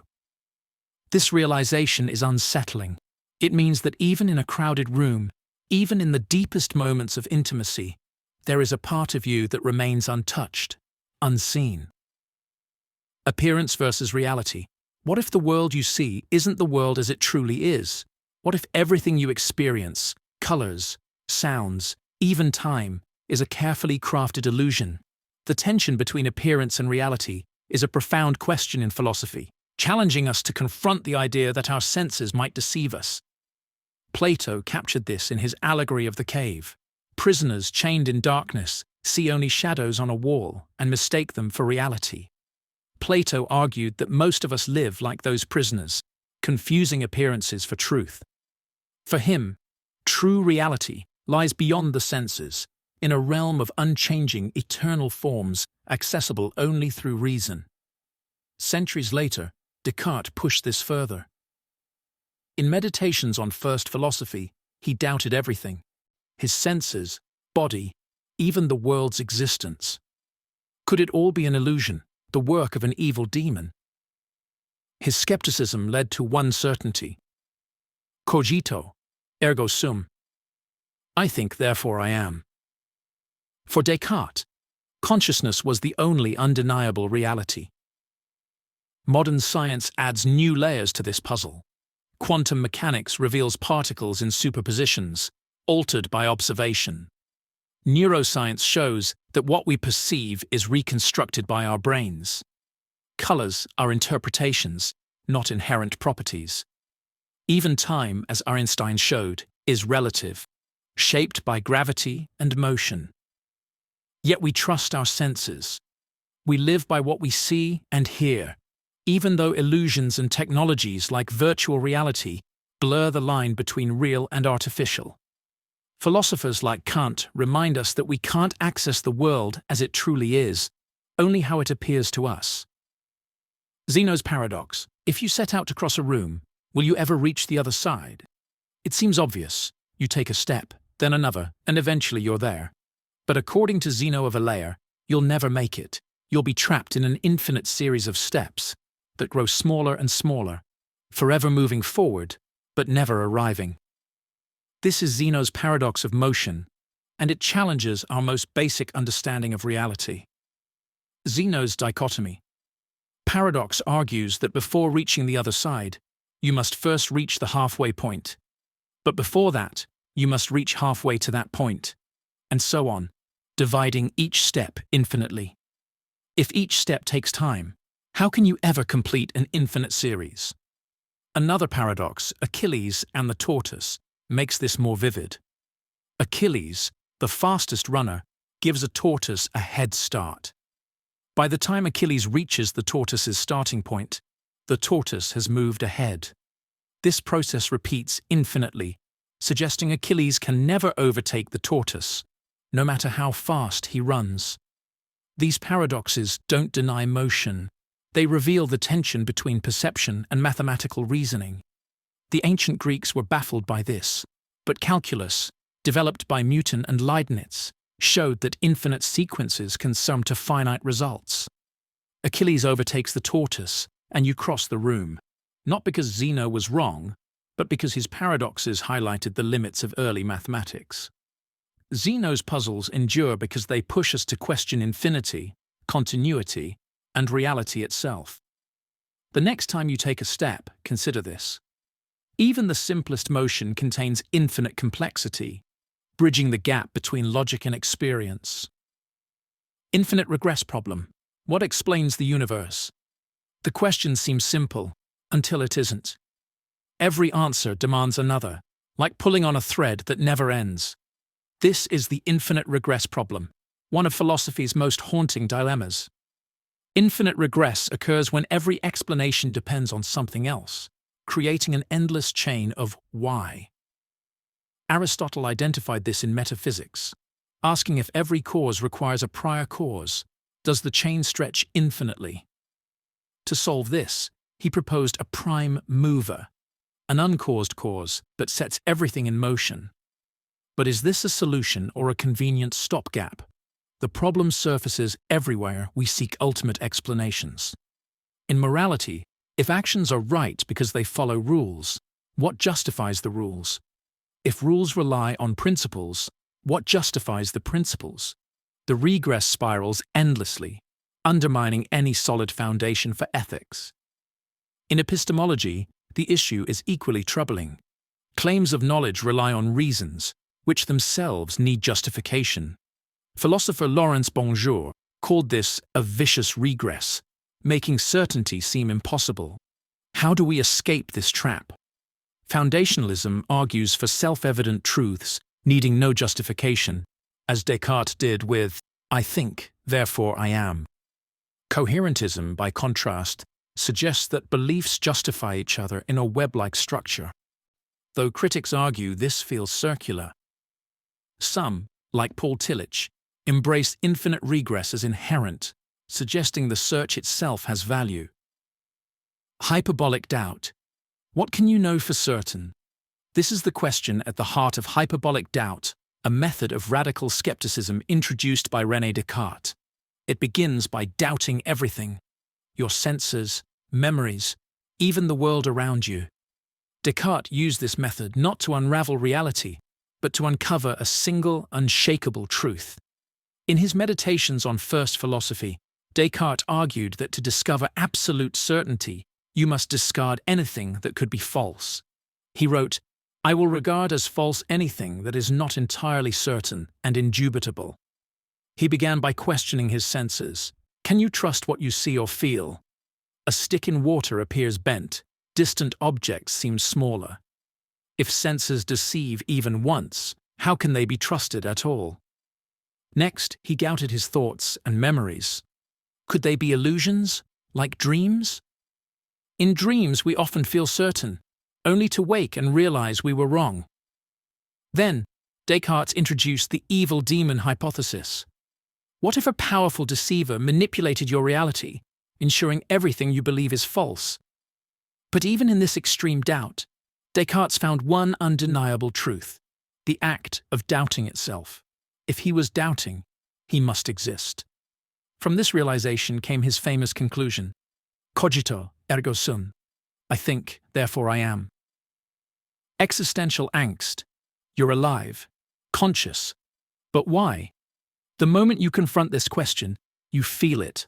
A hollow unease, a weight pressing down. This is existential angst, a discomfort not from fear of death, but from the sheer burden of life itself.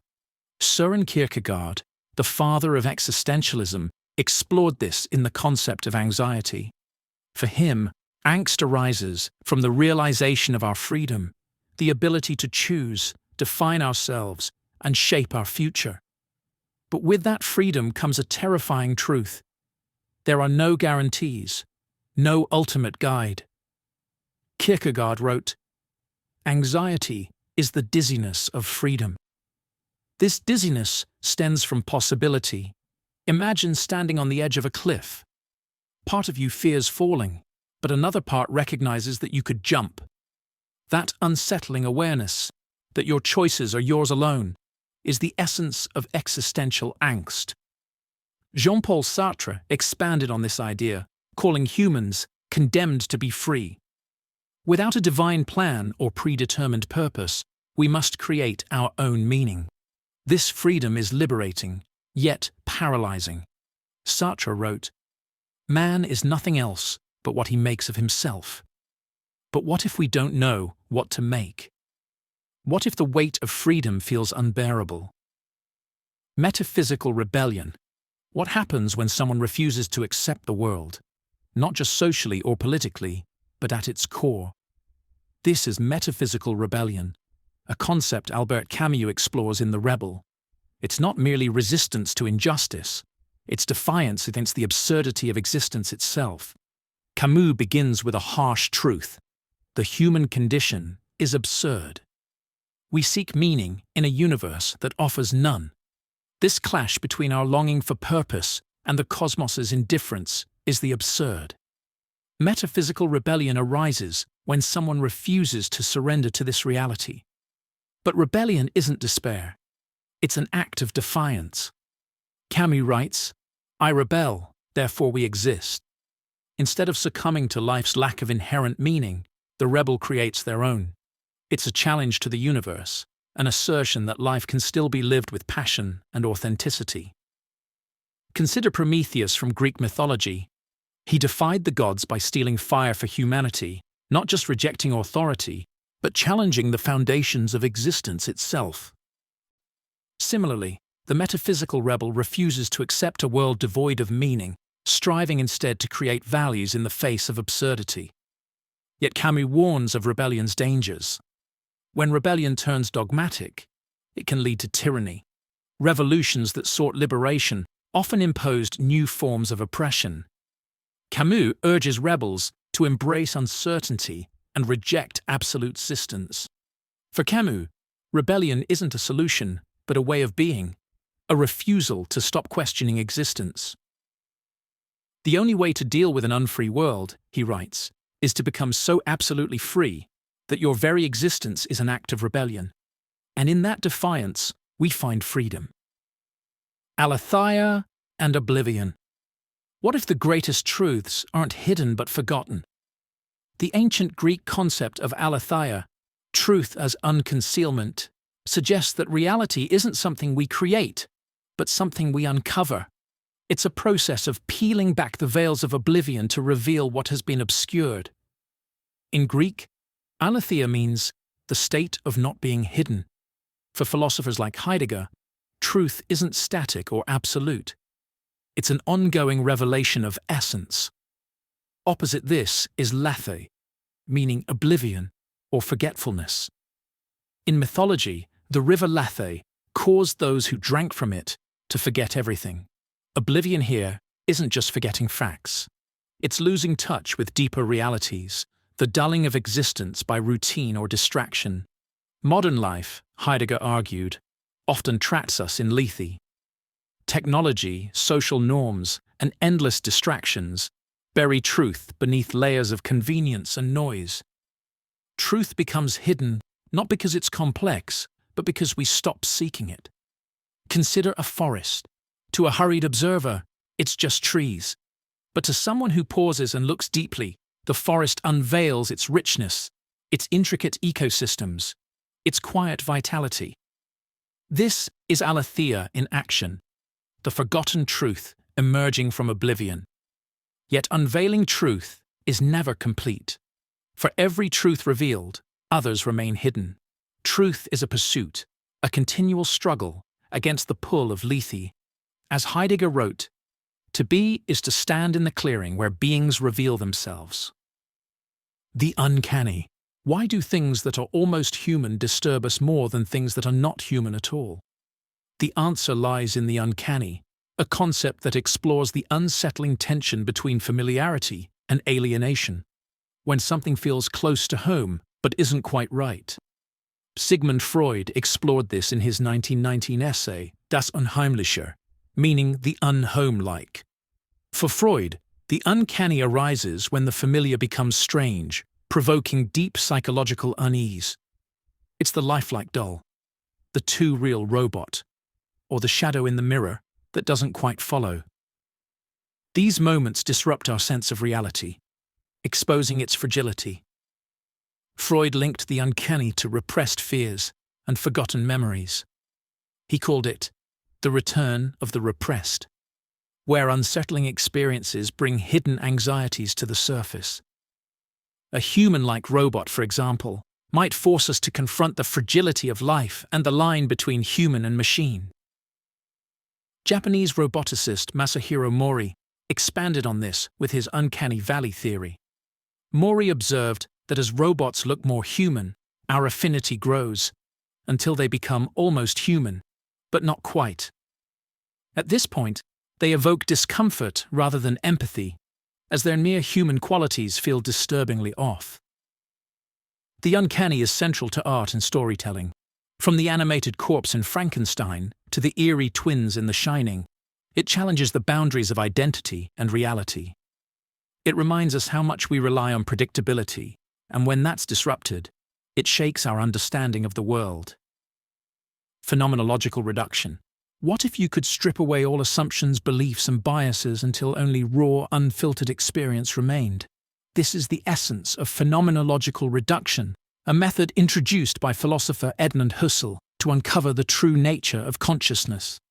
Husserl believed we mistake our interpretations of the world for reality itself. Our minds constantly color experiences with preconceived notions, cultural influences, and personal history. To see the world as it truly is in consciousness, Husserl proposed bracketing, or epoche, suspending all judgments and assumptions. The process starts with abandoning what Husserl called the natural attitude, our default belief in the world's external existence. Instead, we focus purely on how the world appears in consciousness.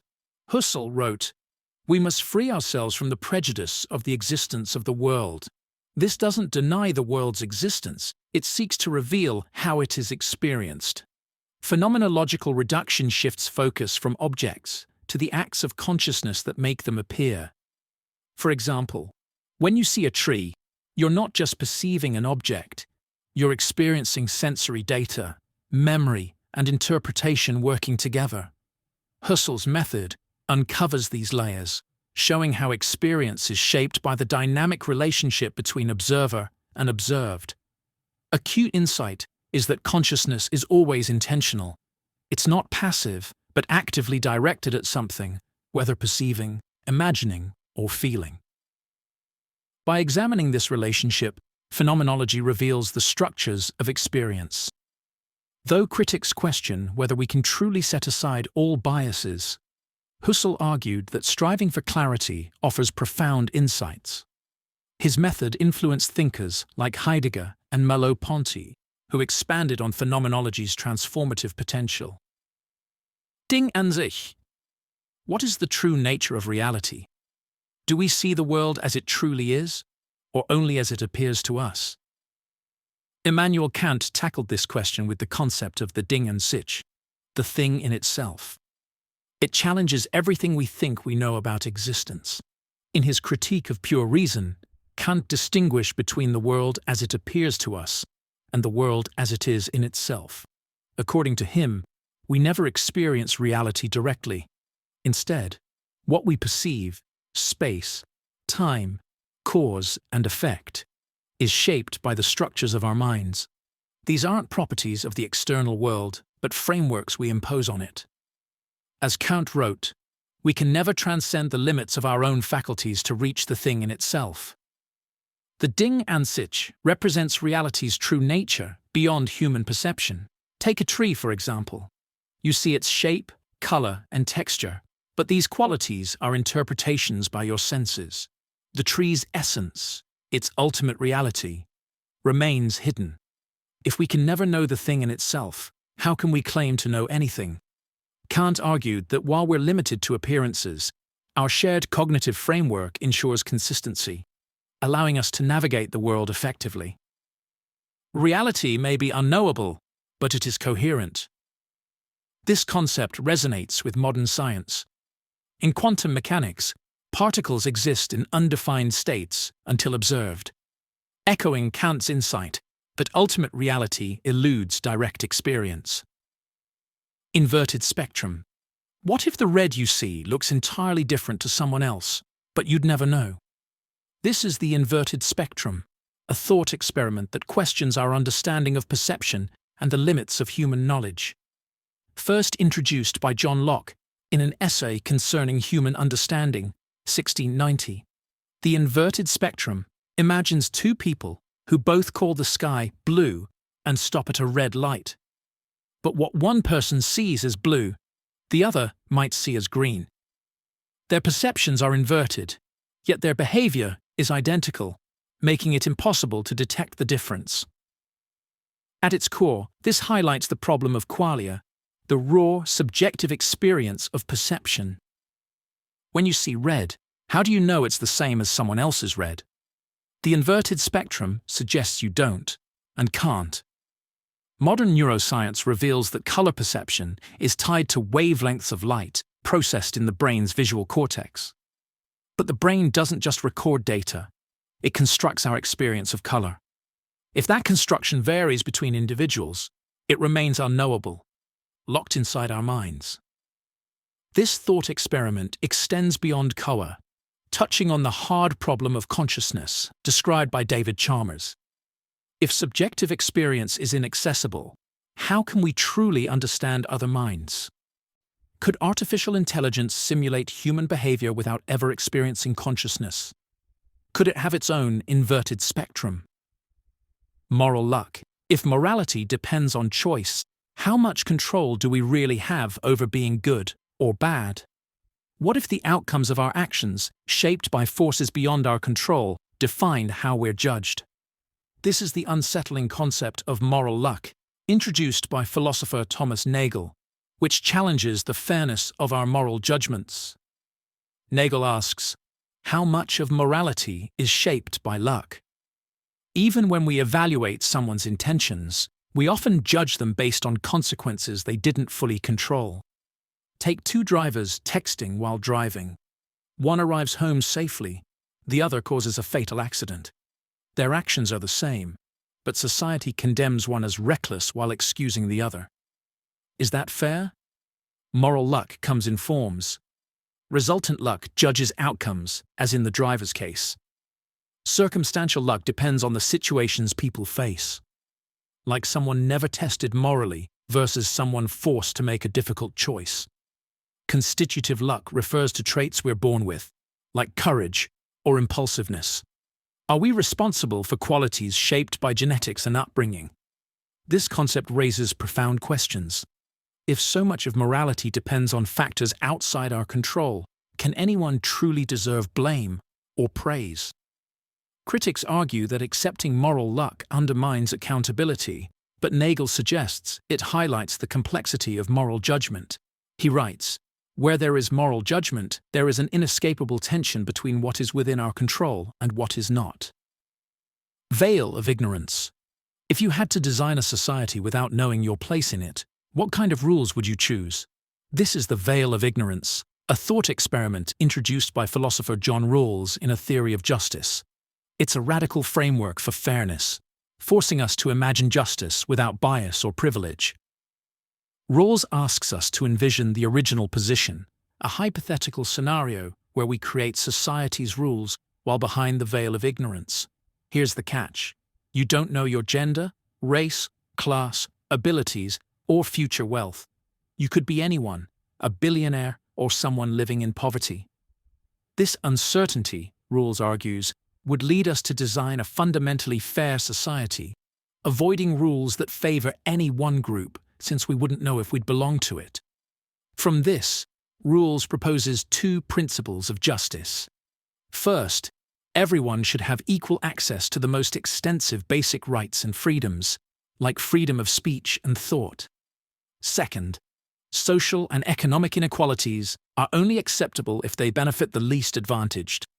This is the difference principle, ensuring the vulnerable are protected. The veil of ignorance strips away personal bias. It's not about altruism, it's about rational self-interest under uncertainty. If you could be born into any position, you'd want a world where every position offers dignity and opportunity. Critics argue it's too idealistic or imposes redistributive justice at the expense of liberty. But Rawls's thought experiment challenges us to confront existing systems and ask, if I didn't know my place, would this still feel fair? The veil of ignorance isn't just a tool for imagining fairness, it's a vision of how justice could be. Moral non-cognitivism. When you say stealing is wrong, are you stating a fact or expressing how you feel? Moral non-cognitivism challenges us to rethink morality, arguing that moral statements express emotions, attitudes, or commands rather than objective truths. Emotivism, a key branch of non-cognitivism championed by A.J. Ayer, claims that moral statements are emotional expressions.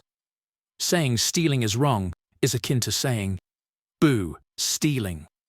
Similarly, helping others is good translates to, yay, helping.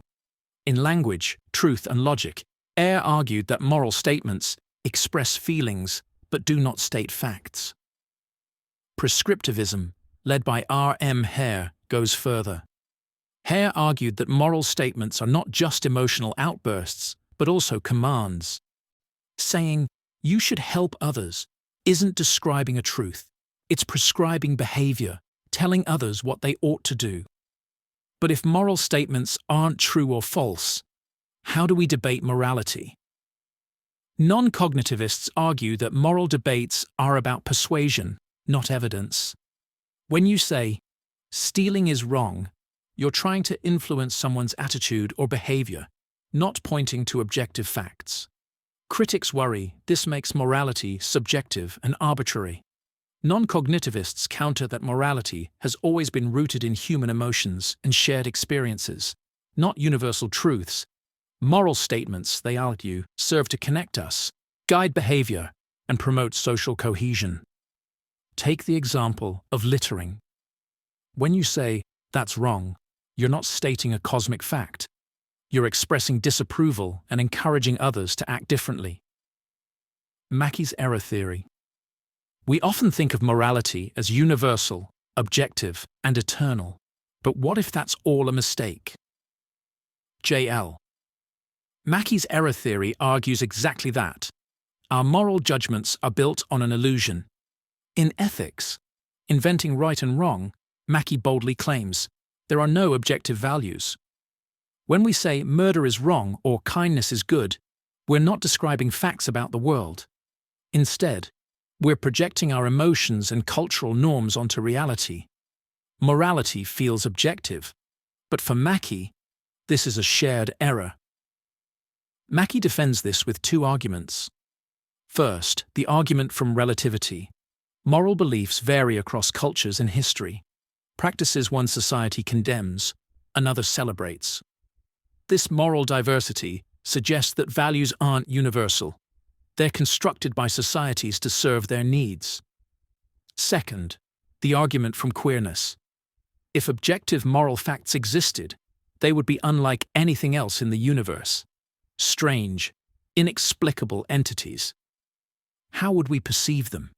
Mackey argues, it's far more plausible that morality arises from human emotions and social agreements than from metaphysical truths. But Mackey doesn't reject morality itself. He acknowledges that moral language and feelings are real. He simply argues they're human creations, not universal truths. For example, kindness is good isn't an absolute fact. It's a value we've embraced because it fosters cooperation and harmony. The Euthyphro dilemma. Is something good because God commands it, or does God command it because it's good? This is the Euthyphro dilemma, a 2,000-year-old question that challenges the foundation of morality.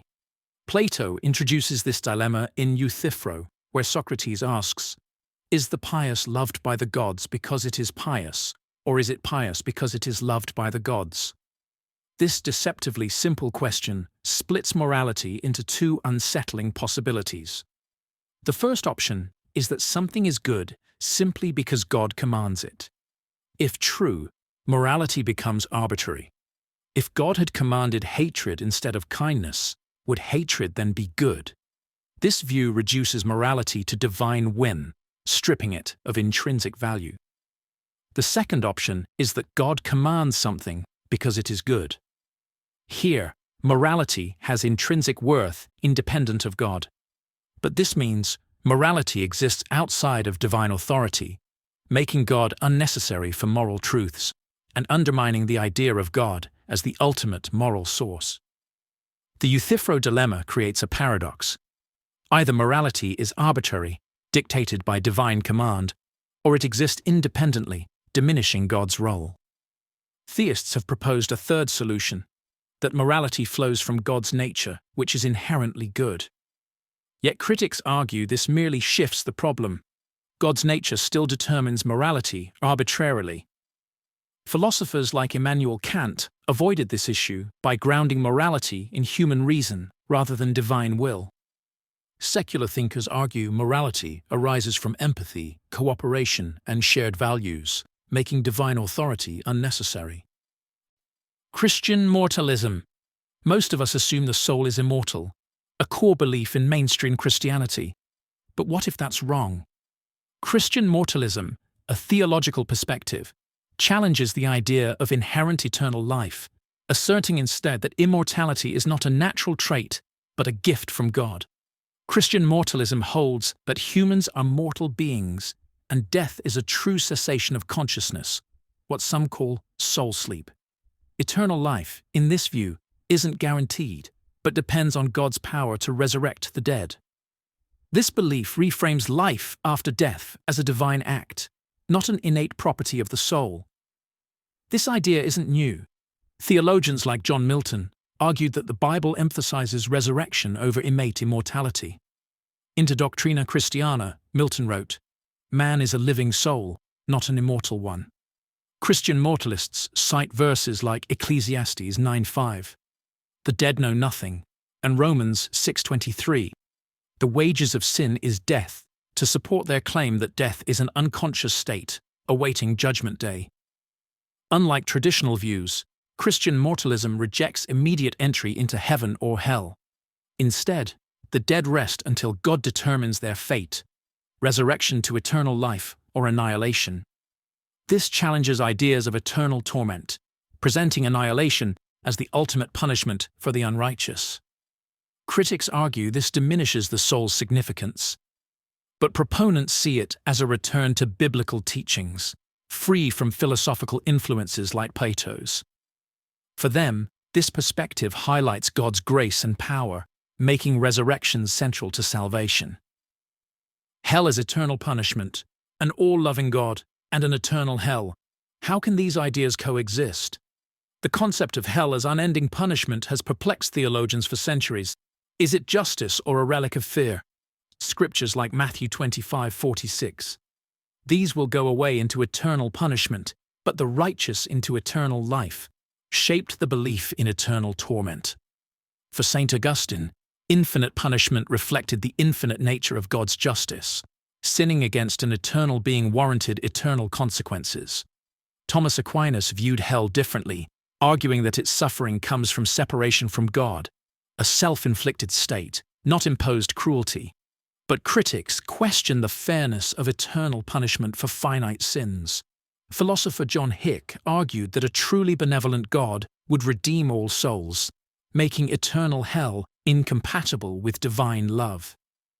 Universalists agree, seeing ultimate salvation for all as a reflection of God's mercy. Conditionalists, meanwhile, propose annihilation, total destruction of the soul, over eternal suffering. Modern thinkers like C.S. Lewis reframe hell as a choice. In The Great Divorce, Lewis wrote, "The doors of hell are locked on the inside," suggesting that hell is self-imposed, driven by pride and despair, not divine wrath. Eternal bondage in Maya. We spend our lives chasing desires, convinced that fulfillment lies just beyond the next achievement. But what if this endless striving is an illusion? In Advaita Vedanta, this illusion is called Maya, the cosmic deception that binds us to an eternal cycle of suffering. Maya, often translated as illusion, veils the truth of reality. According to Adi Shankaracharya, it creates the false belief that the material world is all there is, dividing self from other and obscuring our true nature. Under Maya's spell, we identify with our egos, possessions, and fleeting desires, forgetting our infinite self. This illusion traps us in samsara, the cycle of birth, death, and rebirth. We chase satisfaction in wealth, status, or pleasure, only to find them temporary. As the Upanishads teach, that which is real does not change. That which changes is not real. Maya offers no lasting fulfillment because it is fundamentally unreal. Shankaracharya explains that Maya is a projection of Brahman, the ultimate reality. Like a dream, it governs us until we awaken. Breaking free requires jnana, true knowledge gained through introspection and spiritual discipline. The Bhagavad Gita echoes this when Krishna says, "The wise see no distinction between the self and the universe." Think of Maya as a mirage. It appears real from a distance, but closer inspection reveals the illusion. Similarly, recognizing the self, Atman, as one with Brahman dissolves Maya's grip. This awakening reveals reality as infinite, eternal, and whole. Radical freedom and responsibility. You are free, completely free. But that freedom comes with a weight, the responsibility for everything you do, choose, and fail to choose. This is radical freedom, a concept explored by Jean-Paul Sartre, and it's both liberating and terrifying. Sartre believed humans are condemned to be free. Without a divine plan or predetermined essence, We create our purpose through choices. Man is nothing else but what he makes of himself, Sartre wrote. This means no fate or external guide dictates your path, only you. Radical freedom strips away excuses. Blaming fate or circumstances, Sartre argued, is bad faith, a denial of freedom. Even in oppression, your response is your choice. You are not a passive victim, but an active creator of meaning. Yet, this freedom brings anguish. The dizzying realization that every choice reflects your values and shapes humanity. When you act, you declare, "This is how life should be." Like standing at a cliff's edge, the fear lies in your power to choose. Existence precedes essence, Sartre declared. You exist first, and only later define what that means. It's daunting but empowering. If you're stuck in a job or relationship, Sartre would say you're choosing to stay. Silence in the face of injustice, too, is a choice, a decision to accept the status quo. Thanatos versus Eros. At the core of human existence lies a battle between two forces: Eros, the life drive, and Thanatos, the death drive. Freud introduced these concepts in Beyond the Pleasure Principle, proposing that human behavior is shaped not just by the pursuit of pleasure, but by a darker, self-destructive impulse as well. Eros represents life, love, creation, and preservation, the force behind relationships, creativity, and the continuation of life. Thanatos, in contrast, embodies destruction, aggression, and the drive toward non-existence. Freud believed this tension between creation and destruction defines humanity, pulling us between the complexity of life and the simplicity of lifeless matter. These forces aren't just abstract ideas, they manifest in our everyday lives. Eros drives us to build, to love, to create meaning, while Thanatos tempts us towards sabotage and chaos. Think of an artist consumed by self-doubt while creating a masterpiece, or civilizations that thrive, yet wage wars that threaten their existence. Eros and Thanatos are present in personal struggles and global conflicts alike. Critics question the existence of a true death drive, suggesting it might be a misreading of frustration or anxiety. Yet, the metaphor resonates because it reflects our inner contradictions. Why do we destroy what we love or sabotage our happiness? Freud's contemporary, Carl Jung, saw this struggle as essential to growth, a balance between opposing forces that drives transformation. Life is not about overcoming the tension between Eros and Thanatos, but living within it. In every creation lies the shadow of destruction, and in every ending, the seed of renewal. The bad infinite. Infinity isn't always majestic. It can be terrifying. This is the essence of the bad infinite, a concept introduced by German philosopher Georg Wilhelm Friedrich Hegel. While infinity often evokes boundless potential, Hegel warned of a darker version, an endless loop of hollow repetition that traps rather than expands. Hegel distinguished between two kinds of infinity. The true infinite is dynamic and transformative. It grows, transcends limits, and evolves, like the expansion of knowledge or the universe itself. In contrast, the bad infinite is static and lifeless, an endless cycle offering no new insight or progress. Think of a number line stretching infinitely in both directions. Though boundless, it's sterile, a repetition of the same, forever. Imagine climbing an endless staircase with no new floors, no horizons, just step after step, repeating endlessly. That's the bad infinite, where infinity becomes stagnation. For Hegel, this wasn't just theoretical. It was a philosophical warning. He saw this flawed infinity in rigid systems, unattainable ideals, or obsessive pursuits where progress becomes a loop of frustration. Take the pursuit of perfection. If perfection is infinite, striving for it can trap us in endless dissatisfaction.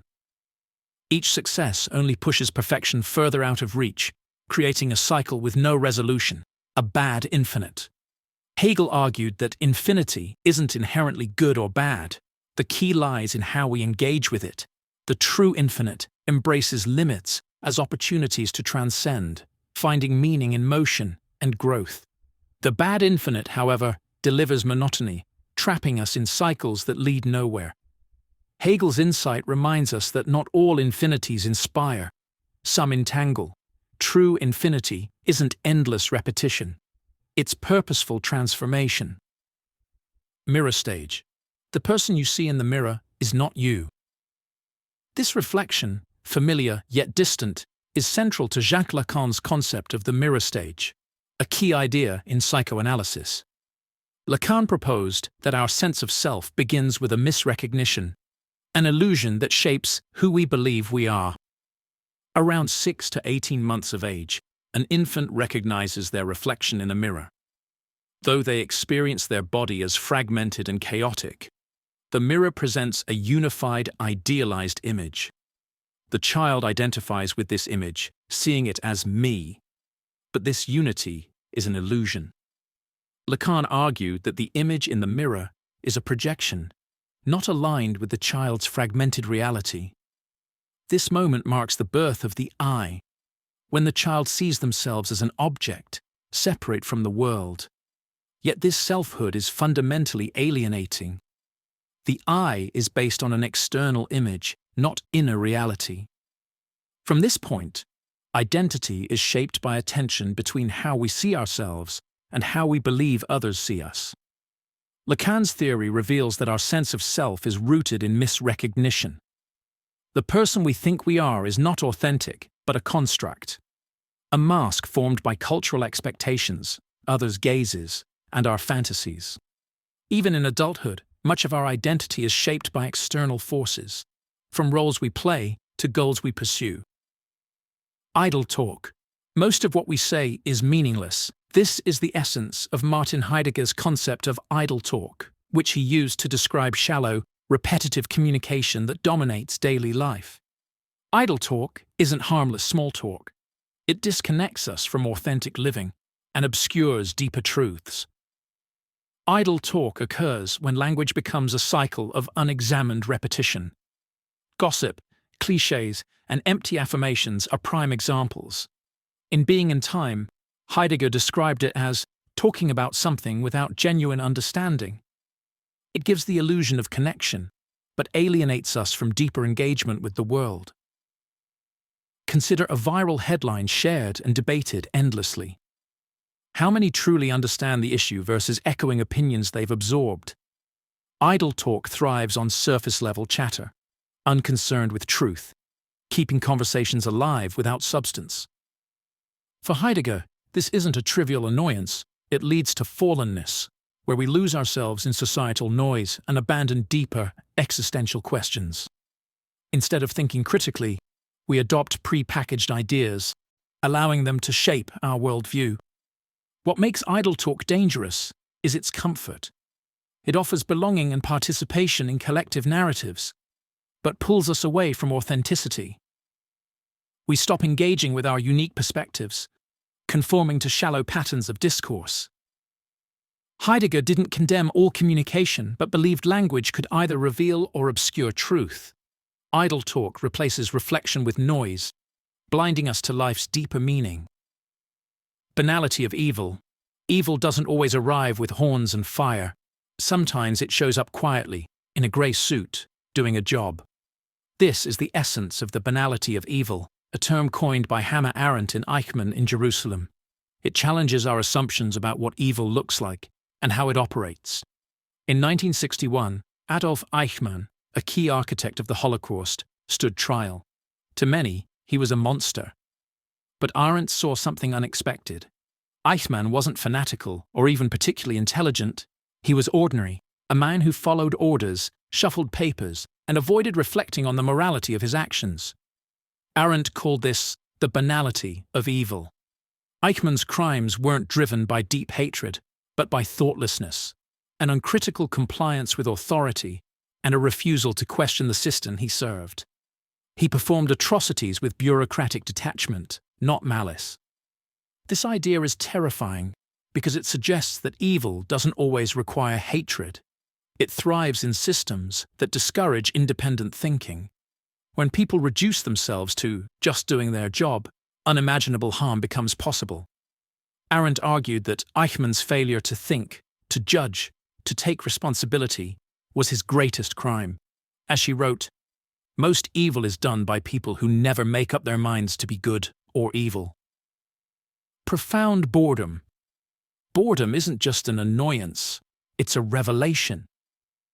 This is the unsettling truth behind profound boredom, a concept explored by German philosopher Martin Heidegger.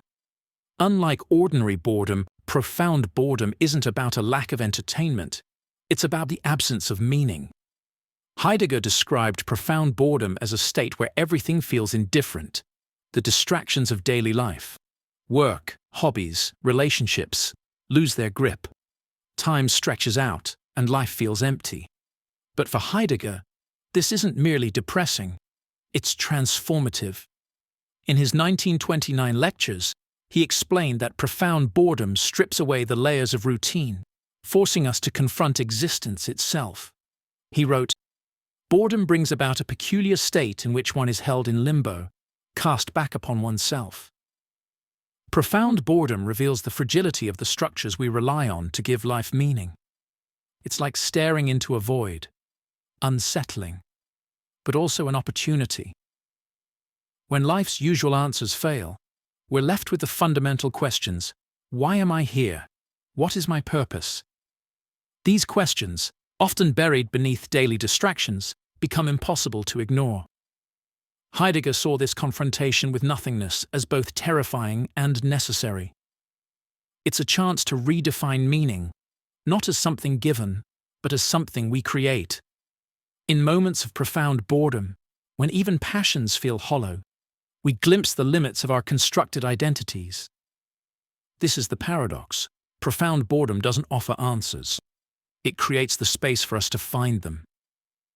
Antinomy of pure reason. The universe both has a beginning and doesn't. This paradox is central to Immanuel Kant's antinomies of pure reason, introduced in his Critique of Pure Reason. Kant argued that when reason attempts to address ultimate questions, it produces contradictions, antinomies, where opposing statements both seem valid. These contradictions reveal the limits of human understanding and expose the boundaries of what we can truly know. Kant's first antinomy explores whether the universe has a beginning in time.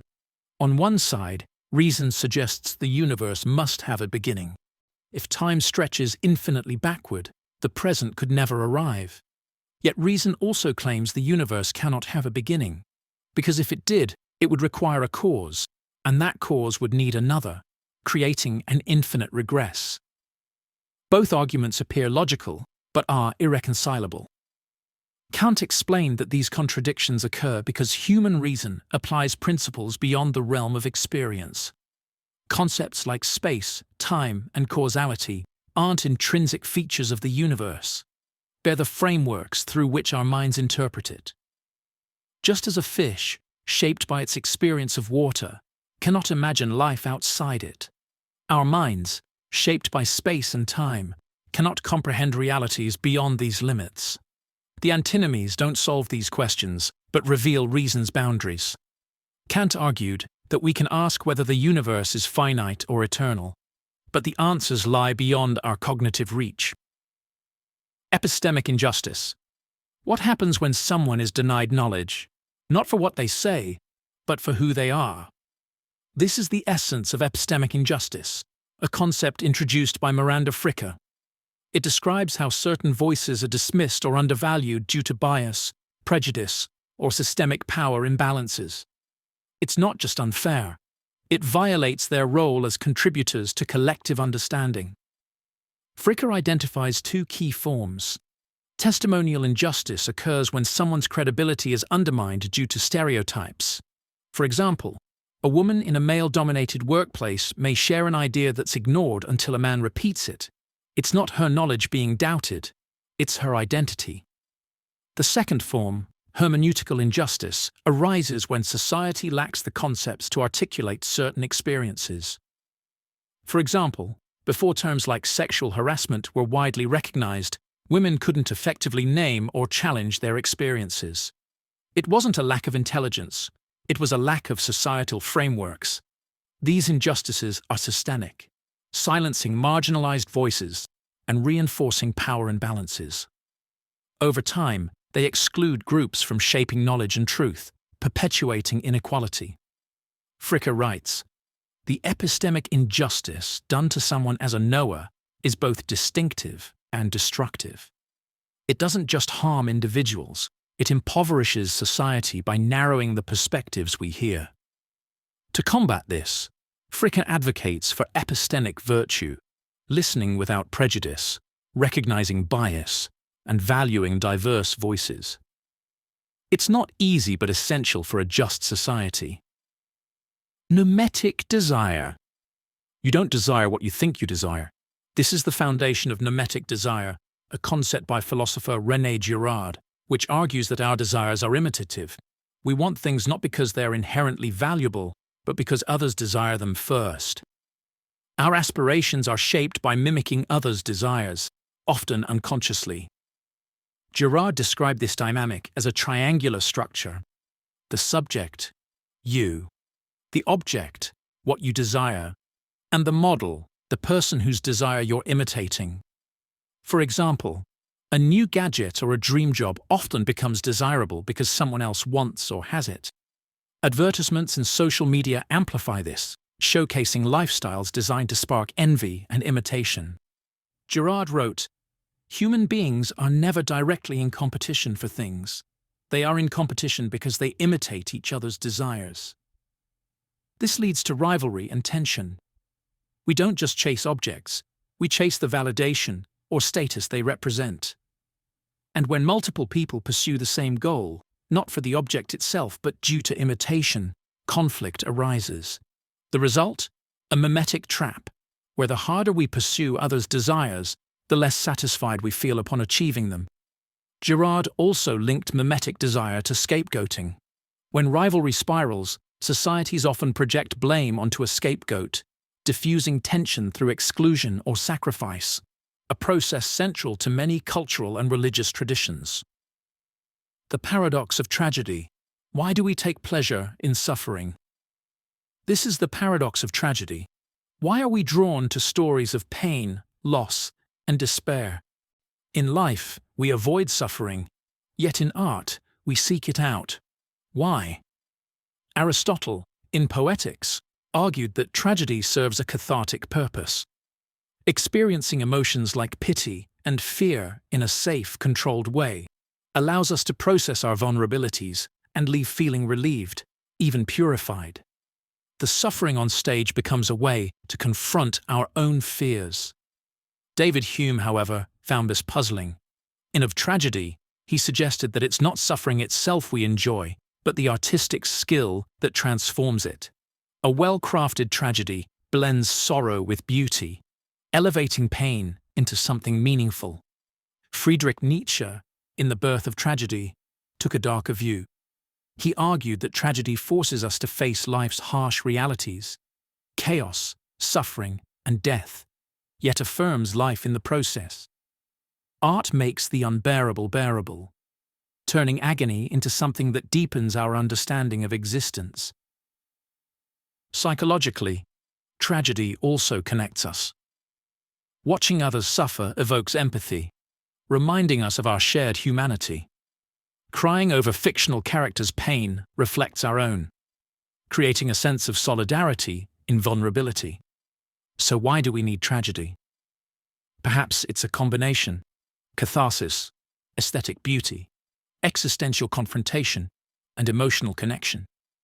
Tragedy transforms pain into something profound, holding a mirror to our fears and desires. Acrasia. Why do you act against your better judgment? This is the puzzle of acrasia, acting against what you know is right. You're fully aware of the consequences, yet you choose the opposite. Socrates dismissed the idea of acrasia, arguing that wrongdoing stems from ignorance. If you truly knew what was good, you'd pursue it. But Plato saw it differently. In the Republic, he divided the soul into reason, spirit, and appetite. Acrasia, he argued, arises when desire, appetite, overpowers logic, reason. Aristotle expounded this in Nicomachean Ethics, distinguishing between the weak-willed, who regret succumbing to desire, and the self-indulgent, who feel no conflict. Acrasia, for Aristotle, exists in this tension, knowing what's right but failing to act on it. Fast forward to modern times, and acrasia is everywhere. Staying up late despite needing sleep, breaking a diet for a moment of indulgence. It's the gap between intention and action, frustratingly universal. Psychologists argue it's a battle between short-term gratification and long-term goals, or between emotion and logic, where impulses override reason. What makes acrasia so compelling is its universality. It's not about ignorance or intelligence. It's about the fragility of human will. Knowing what's right doesn't mean acting on it, highlighting the complexity of our minds. Meta-ontology. What does it mean to say something exists? This is the core question of meta-ontology, a branch of philosophy that goes beyond asking what exists to examine how we decide what exists. While ontology studies categories of being, meta-ontology critiques the frameworks and assumptions we use to define those categories. Philosopher Willard Van Orman Quine reshaped this discussion in On What There Is, arguing that before asking, "Does X exist?" we must clarify the language and criteria we're using. For Quine, the critical question is, what does it mean to say X exists? He used Pegasus, the mythical winged horse, as an example. Pegasus doesn't exist in reality, but discussing Pegasus implies it exists conceptually. So, what separates real entities, like horses, from conceptual ones, like Pegasus? Quine proposed a pragmatic approach. Something exists if it is indispensable to our best scientific theories. Electrons, for example, are considered real because they explain observable phenomena.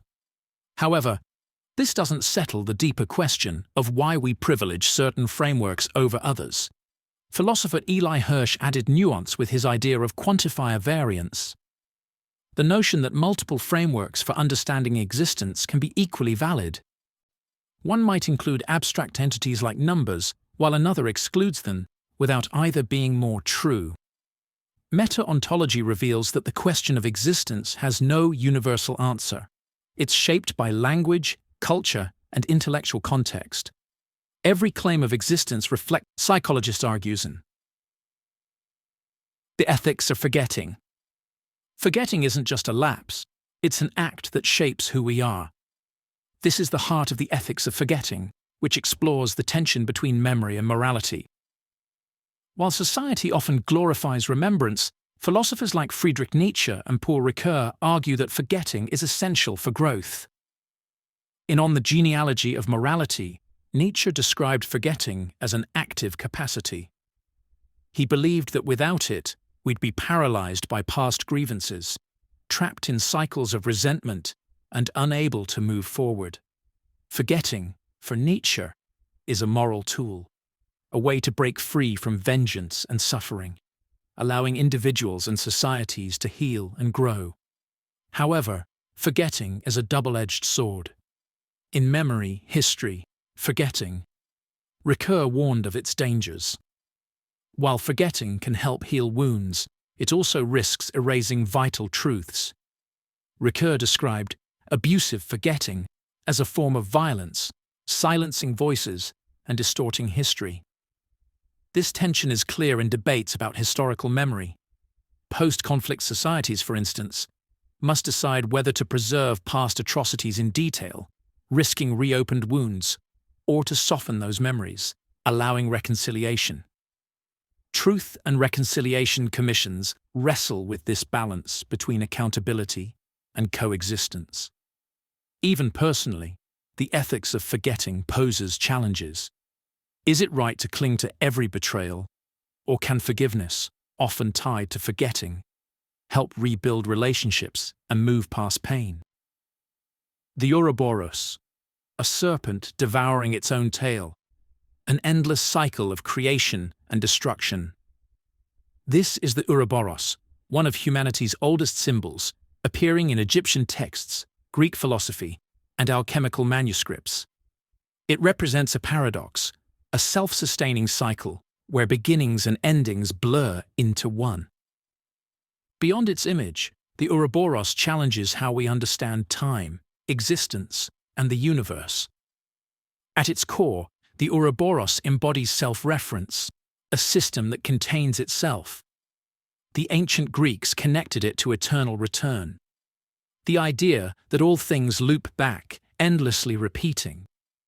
Stoic philosophers saw the cosmos as cyclic, destroyed and reborn in a fiery process called ekpyrosis.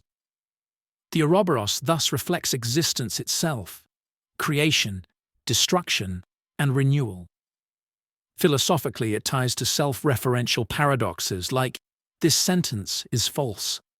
Both true and false, it creates an infinite loop. Hegel drew on this in his Phenomenology of Spirit, describing contradictions that resolve into new forms, perpetually renewing meaning. In science, the Ouroboros symbolizes the interplay between the universe's largest and smallest scales. The cosmic Ouroboros links galaxies and quantum particles, suggesting a self-sustaining system where beginnings and ends dissolve into one another. But the Ouroboros is also unsettling, hinting at a universe trapped in repetition. Nietzsche's concept of eternal recurrence posed a stark question. If your life repeated endlessly, would you embrace it or despair? The Flynn Effect. Are we getting smarter or just better at taking tests? This question drives the Flynn Effect, a phenomenon named after James Flynn, who discovered rising IQ scores over the past century. Flynn found that average scores have increased by about 3 points per decade, meaning someone with an average IQ in the 1930s would score well below today's average. But the rise isn't universal. It's most noticeable in areas like abstract reasoning and problem solving, not general knowledge or arithmetic. Flynn argued this trend isn't genetic. It's too rapid for evolution. Instead, it reflects environmental changes. The 20th century saw shifts toward abstract thinking in education, jobs requiring problem solving, and even the way we engage with technology, like video games and smartphones. These factors trained our brains for the kinds of thinking IQ tests measure. But does this mean we're genuinely smarter? Critics say rising scores may reflect familiarity with test formats, not true cognitive growth.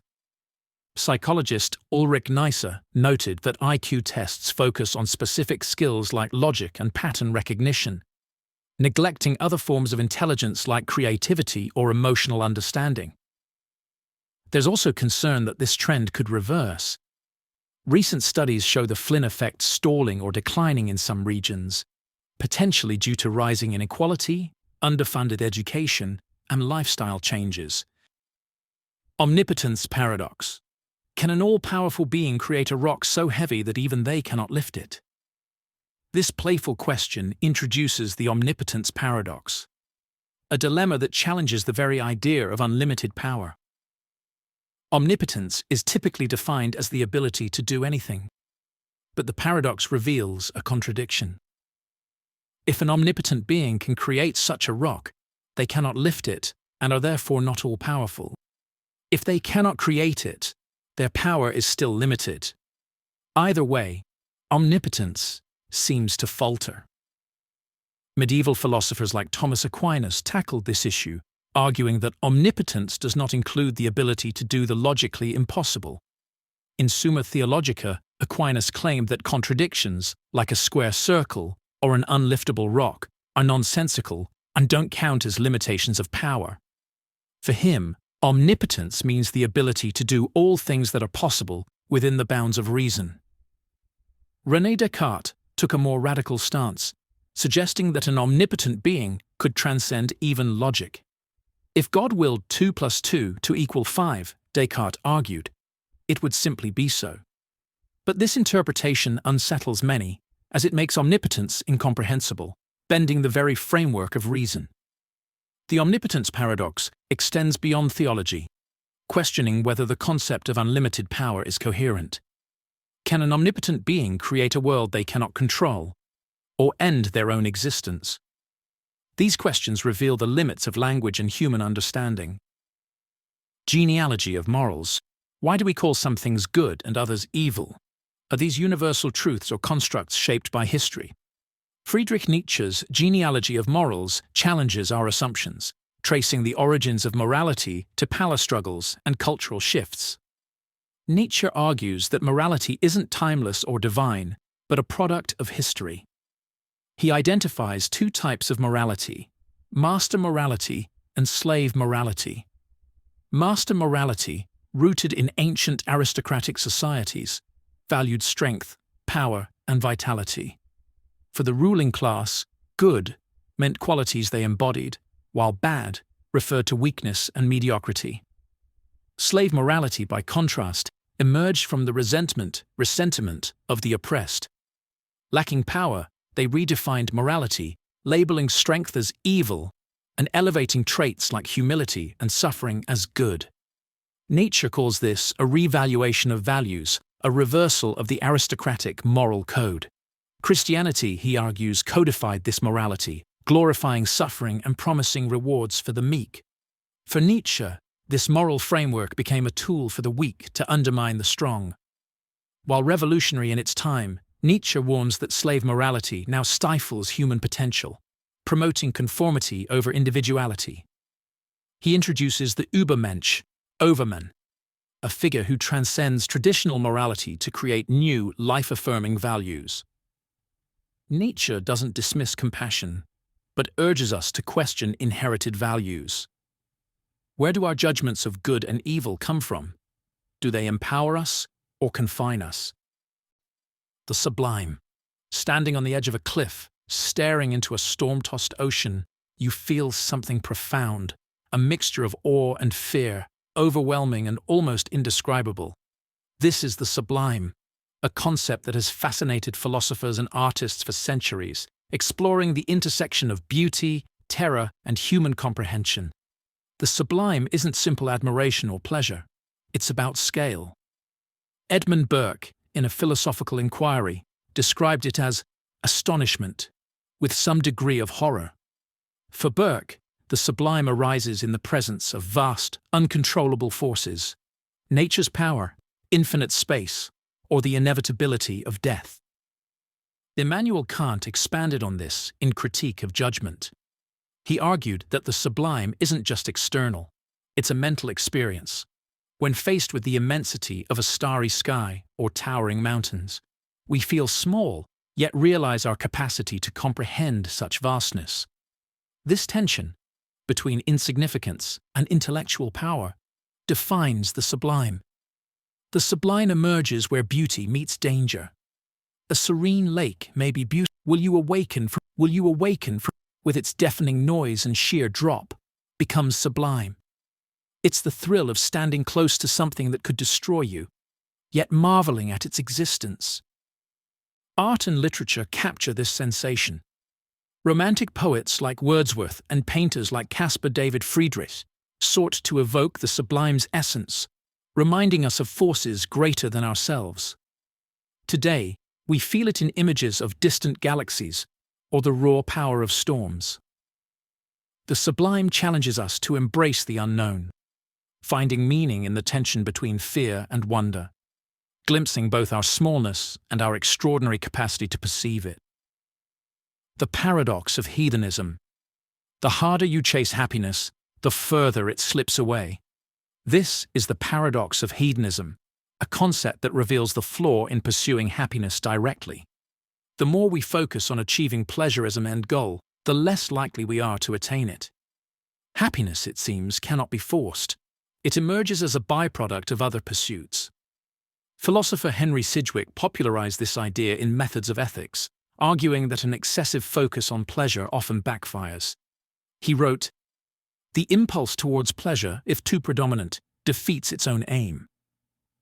Fixating on happiness amplifies minor discomforts, making it harder to feel content. Happiness thrives when we're absorbed in activities beyond ourselves." Modern psychology confirms this paradox. Research shows that people who prioritize meaningful goals, helping others, mastering skills, or nurturing relationships, report greater happiness than those chasing pleasure for its own sake. Philosopher John Stuart Mill echoed this, observing, "Those only are happy who have their minds fixed on some object other than their own happiness." Why does this paradox exist? Happiness seems tied to purpose and engagement. A life centered solely on self-gratification feels hollow, while striving for something greater often leads to unexpected joy. The emptiness doctrine. Nothing exists independently. This is the essence of the emptiness doctrine, a cornerstone of Buddhist philosophy that redefines how we understand existence. Far from nihilism, it's a profound shift in perspective. Nothing has inherent existence. Everything arises through interdependence. Indian philosopher Nagarjuna in the 2nd century developed the concept of shunyata, or emptiness. He argued that everything, objects, ideas, even the self, depends on causes, conditions, and relationships. Nothing exists in isolation. Take a tree, for example. It seems solid and independent, but it relies on sunlight, water, soil, and air. Remove these conditions, and the tree ceases to exist. As Nagarjuna wrote, "There does not exist anything that is not dependent. Therefore, there does not exist anything that is not empty." Emptiness doesn't mean nothingness. It means things lack fixed, independent essence. This extends to the self. Who you are depends on relationships, culture, and countless conditions.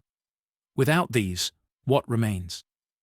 Understanding emptiness matters because, according to Nagarjuna, clinging to the idea of fixed identities causes suffering. We grasp at permanence in a world of constant change, leading to attachment, fear, and frustration. Seeing the emptiness of all things frees us from this clinging, allowing us to live in harmony with reality's impermanence. The emptiness doctrine reveals that reality isn't made of isolated entities, but infinite connections. It's unsettling to think that nothing has an independent essence, not even you, but it's also liberating. Once you see the interdependence of all things, everything changes. The problem of hope. Hope is a double-edged sword. It drives resilience and pushes us forward through adversity, but it also ties us to an uncertain future, leaving us vulnerable to disappointment. The problem of hope questions whether hope is a gift or a burden. Friedrich Nietzsche was deeply critical of hope, calling it the most evil of evils, inhuman, all too human. He referenced Pandora's box, where hope was trapped alongside humanity's torments. For Nietzsche, hope wasn't salvation, but a cruel prolongation of suffering, chaining us to unattainable expectations. In contrast, philosophers like Gabriel Marcel saw hope as an act of faith in the face of uncertainty. In Homo Viator, Marcel described hope as resistance, a refusal to give in to despair. It wasn't about guaranteeing an outcome, but about affirming meaning, even in hopeless circumstances. The dual nature of hope lies in its application. Blind hope, detached from reality, leads to endless longing and inevitable disillusionment when dreams fail to materialize. However, Ernst Bloch saw hope as essential for progress.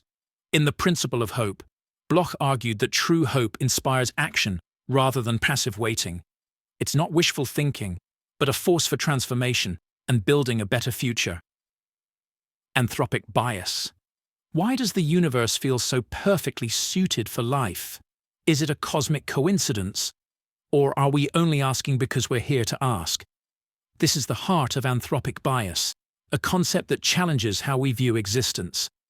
Anthropic bias stems from the anthropic principle, explored by thinkers like Brandon Carter and Nick Bostrom.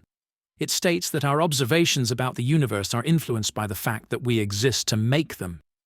A universe capable of supporting life is the only kind we could observe, because otherwise we wouldn't be here to notice it. Consider this analogy. If you're in a room with air, you might think, how convenient there's air for me to breathe. But the only reason you're alive to ask is because the air is already there. Applied to the universe, the fact that it appears fine-tuned for life isn't surprising. It's a prerequisite for our existence. The physical constants of the universe, like the speed of light or strength of gravity, are so precisely calibrated that even slight changes would make life impossible. To some, this suggests a creator or a multiverse of countless, uninhabitable universes. But anthropic bias cautions us. We can only observe a universe compatible with life, just as fish can't imagine a dry world.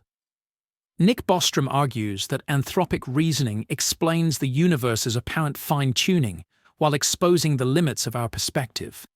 It challenges us to recognize how our existence skews our understanding of reality. The veil of Maya. Everything you perceive, the people, the sky, even your body, might be an illusion. This idea lies at the heart of the veil of Maya, a concept from Indian philosophy, particularly Advaita Vedanta. It suggests that the material world is a facade, obscuring the ultimate truth, Brahman, the infinite essence of existence. Maya, meaning illusion or magic in Sanskrit, creates the appearance of separation in a fundamentally unified universe. Adi Shankaracharya, a key figure in Vedanta, explained, Brahman alone is real. The world is illusory. The self is not other than Brahman. Maya binds us to the cycle of birth and death by making us believe we are finite individuals. Imagine a dream. While dreaming, everything feels real: joy, pain, fear. But upon waking, you realize it was all in your mind. Similarly, the veil of Maya convinces us that our identities, struggles, and desires are real, though they are fleeting and transient. Western philosophy mirrors this idea. Arthur Schopenhauer, influenced by Vedanta, described life as a perpetually disillusioning experience. He likened Maya to a world driven by blind desires, obscuring deeper truths. For him, art and asceticism offered glimpses beyond the illusion. How do we lift the veil? Vedanta suggests paths like knowledge, jnana yoga, and self-realization, recognizing that your true essence isn't your body or mind, but the infinite consciousness behind them. This isn't about rejecting life, but seeing through it, experiencing it without attachment. When the veil lifts, only unity remains, an indescribable truth where the seer, the seen, and the act of seeing are one. The question is, will you awaken from the illusion or remain entangled in the dream? The Grand Inquisitor. What if humanity doesn't truly want freedom, but instead craves comfort, security, and the illusion of choice? This unsettling question lies at the heart of The Grand Inquisitor, a parable from Fyodor Dostoevsky's The Brothers Karamazov. It challenges our beliefs about power, faith, and human nature. In 16th century Spain, Christ returns during the Inquisition. The people recognize him and rejoice at his compassion, but the church, fearing he will disrupt their authority, arrests him. That night, the Grand Inquisitor visits Christ in his cell, not to worship, but to condemn. The Inquisitor accuses Christ of giving humanity a burden it cannot bear: freedom. You wanted to make them free, he says, but they are weak and fearful. He claims that people do not want the responsibility of choice, which brings only fear and suffering. Instead, they desire leaders who provide certainty, even at the cost of their liberty. The Church, the Inquisitor argues, has done what Christ would not: taken away freedom in exchange for happiness. We will feed them, he declares, but we will also enslave them. Christ listens in silence, offering no defense. At the end, he simply kisses the Inquisitor and departs. The meaning of this gesture, whether forgiveness, rebuke, or understanding, is left ambiguous. The parable confronts the tension between freedom and security. Are we truly capable of embracing free will, or do we instinctively trade it for comfort? Dostoevsky provides no answers, only the haunting question: when faced with freedom or ease, which do we choose, and what does that choice reveal about us? The illusion of free will. You believe you're in control of your choices, what to eat, what to say, which path to take. But what if that control is an illusion? What if free will, the cornerstone of human agency, is simply a story your brain tells after the fact? Philosopher Baruch Spinoza likened humans to stones rolling downhill, convinced they control their movement because they are unaware of the forces driving them. Men think themselves free, he wrote, because they are conscious of their actions, but ignorant of the causes. Centuries later, neuroscientist Benjamin Libet's experiments revealed that the brain begins preparing for actions milliseconds before we consciously decide to act. Your choice to pick up a glass of water may feel deliberate, but your brain already made the call. Modern thinkers like Sam Harris argue that every decision arises from prior causes, genetics, environment, and unconscious processes beyond our control. You can do what you decide to do, Harris says, but you cannot decide what you will decide to do. Even the act of deliberation is shaped by factors outside our awareness. Critics worry that rejecting free will undermines accountability, but Harris contends it shifts the focus from blame to understanding. Why did someone act this way? How can harm be prevented? The is-ought problem. What if everything you believe about morality rests on a leap, a jump from facts to values that logic can't justify? This is the is-ought problem, a challenge to moral reasoning introduced by David Hume in the 18th century. In a treatise of human nature, Hume observed that moral arguments often describe how the world is, facts, natural laws, and then leap to how the world ought to be, what we should do or value. This leap, he argued, is unjustified. There's no logical connection between descriptive statements and prescriptive moral rules. For example, consider the argument, humans evolved to compete for resources, so we ought to prioritize self-interest. The first part is factual, the second part is a moral claim. But why should the fact that we evolved this way dictate how we ought to act? Hume warned that this shift sneaks in unexamined assumptions. This forces us to ask, where do moral values come from if not directly from facts? Some argue morality is objective, akin to mathematical truths, while others see it as a human invention shaped by culture and emotion. The is-ought problem also sparks debate about science and morality. Thinkers like Sam Harris suggest science can guide morality by revealing what promotes human well-being. Critics counter that even this assumes a value, that well-being is worth pursuing, a value science cannot prove. For Hume, moral judgments ultimately stem from emotions, not logic. As he wrote, reason is, and ought only to be, the slave of the passions. Repressive disublimation. What if the freedom you think you're enjoying is actually a trap?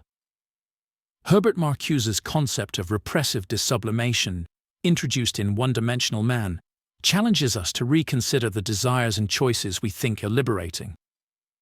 Marcuse builds on Freud's idea that primal desires, like sexuality and creativity, are repressed by society and transformed into sublimation, fueling achievements like art and culture.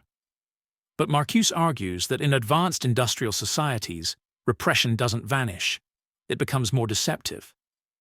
Modern consumer culture manipulates our desires, giving us the illusion of freedom while maintaining control.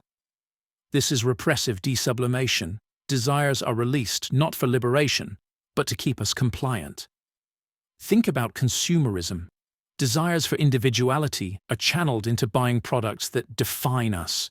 Critiques of society are absorbed into entertainment, making resistance a commodity. Even rebellion, like rock and roll, becomes commercialized, diffusing its power to challenge the system. By satisfying immediate desires, the system prevents us from questioning their origins. Are our pleasures truly ours, or are they pre-designed to maintain the status quo? Critics argue that Marcuse underestimates human agency, but he wasn't dismissing our power. Instead, he urged us to stay vigilant. True freedom, he believed, doesn't come from indulging in pre-packaged choices, but from questioning the system that creates them. Philosophical pessimism. Life is suffering and not worth living.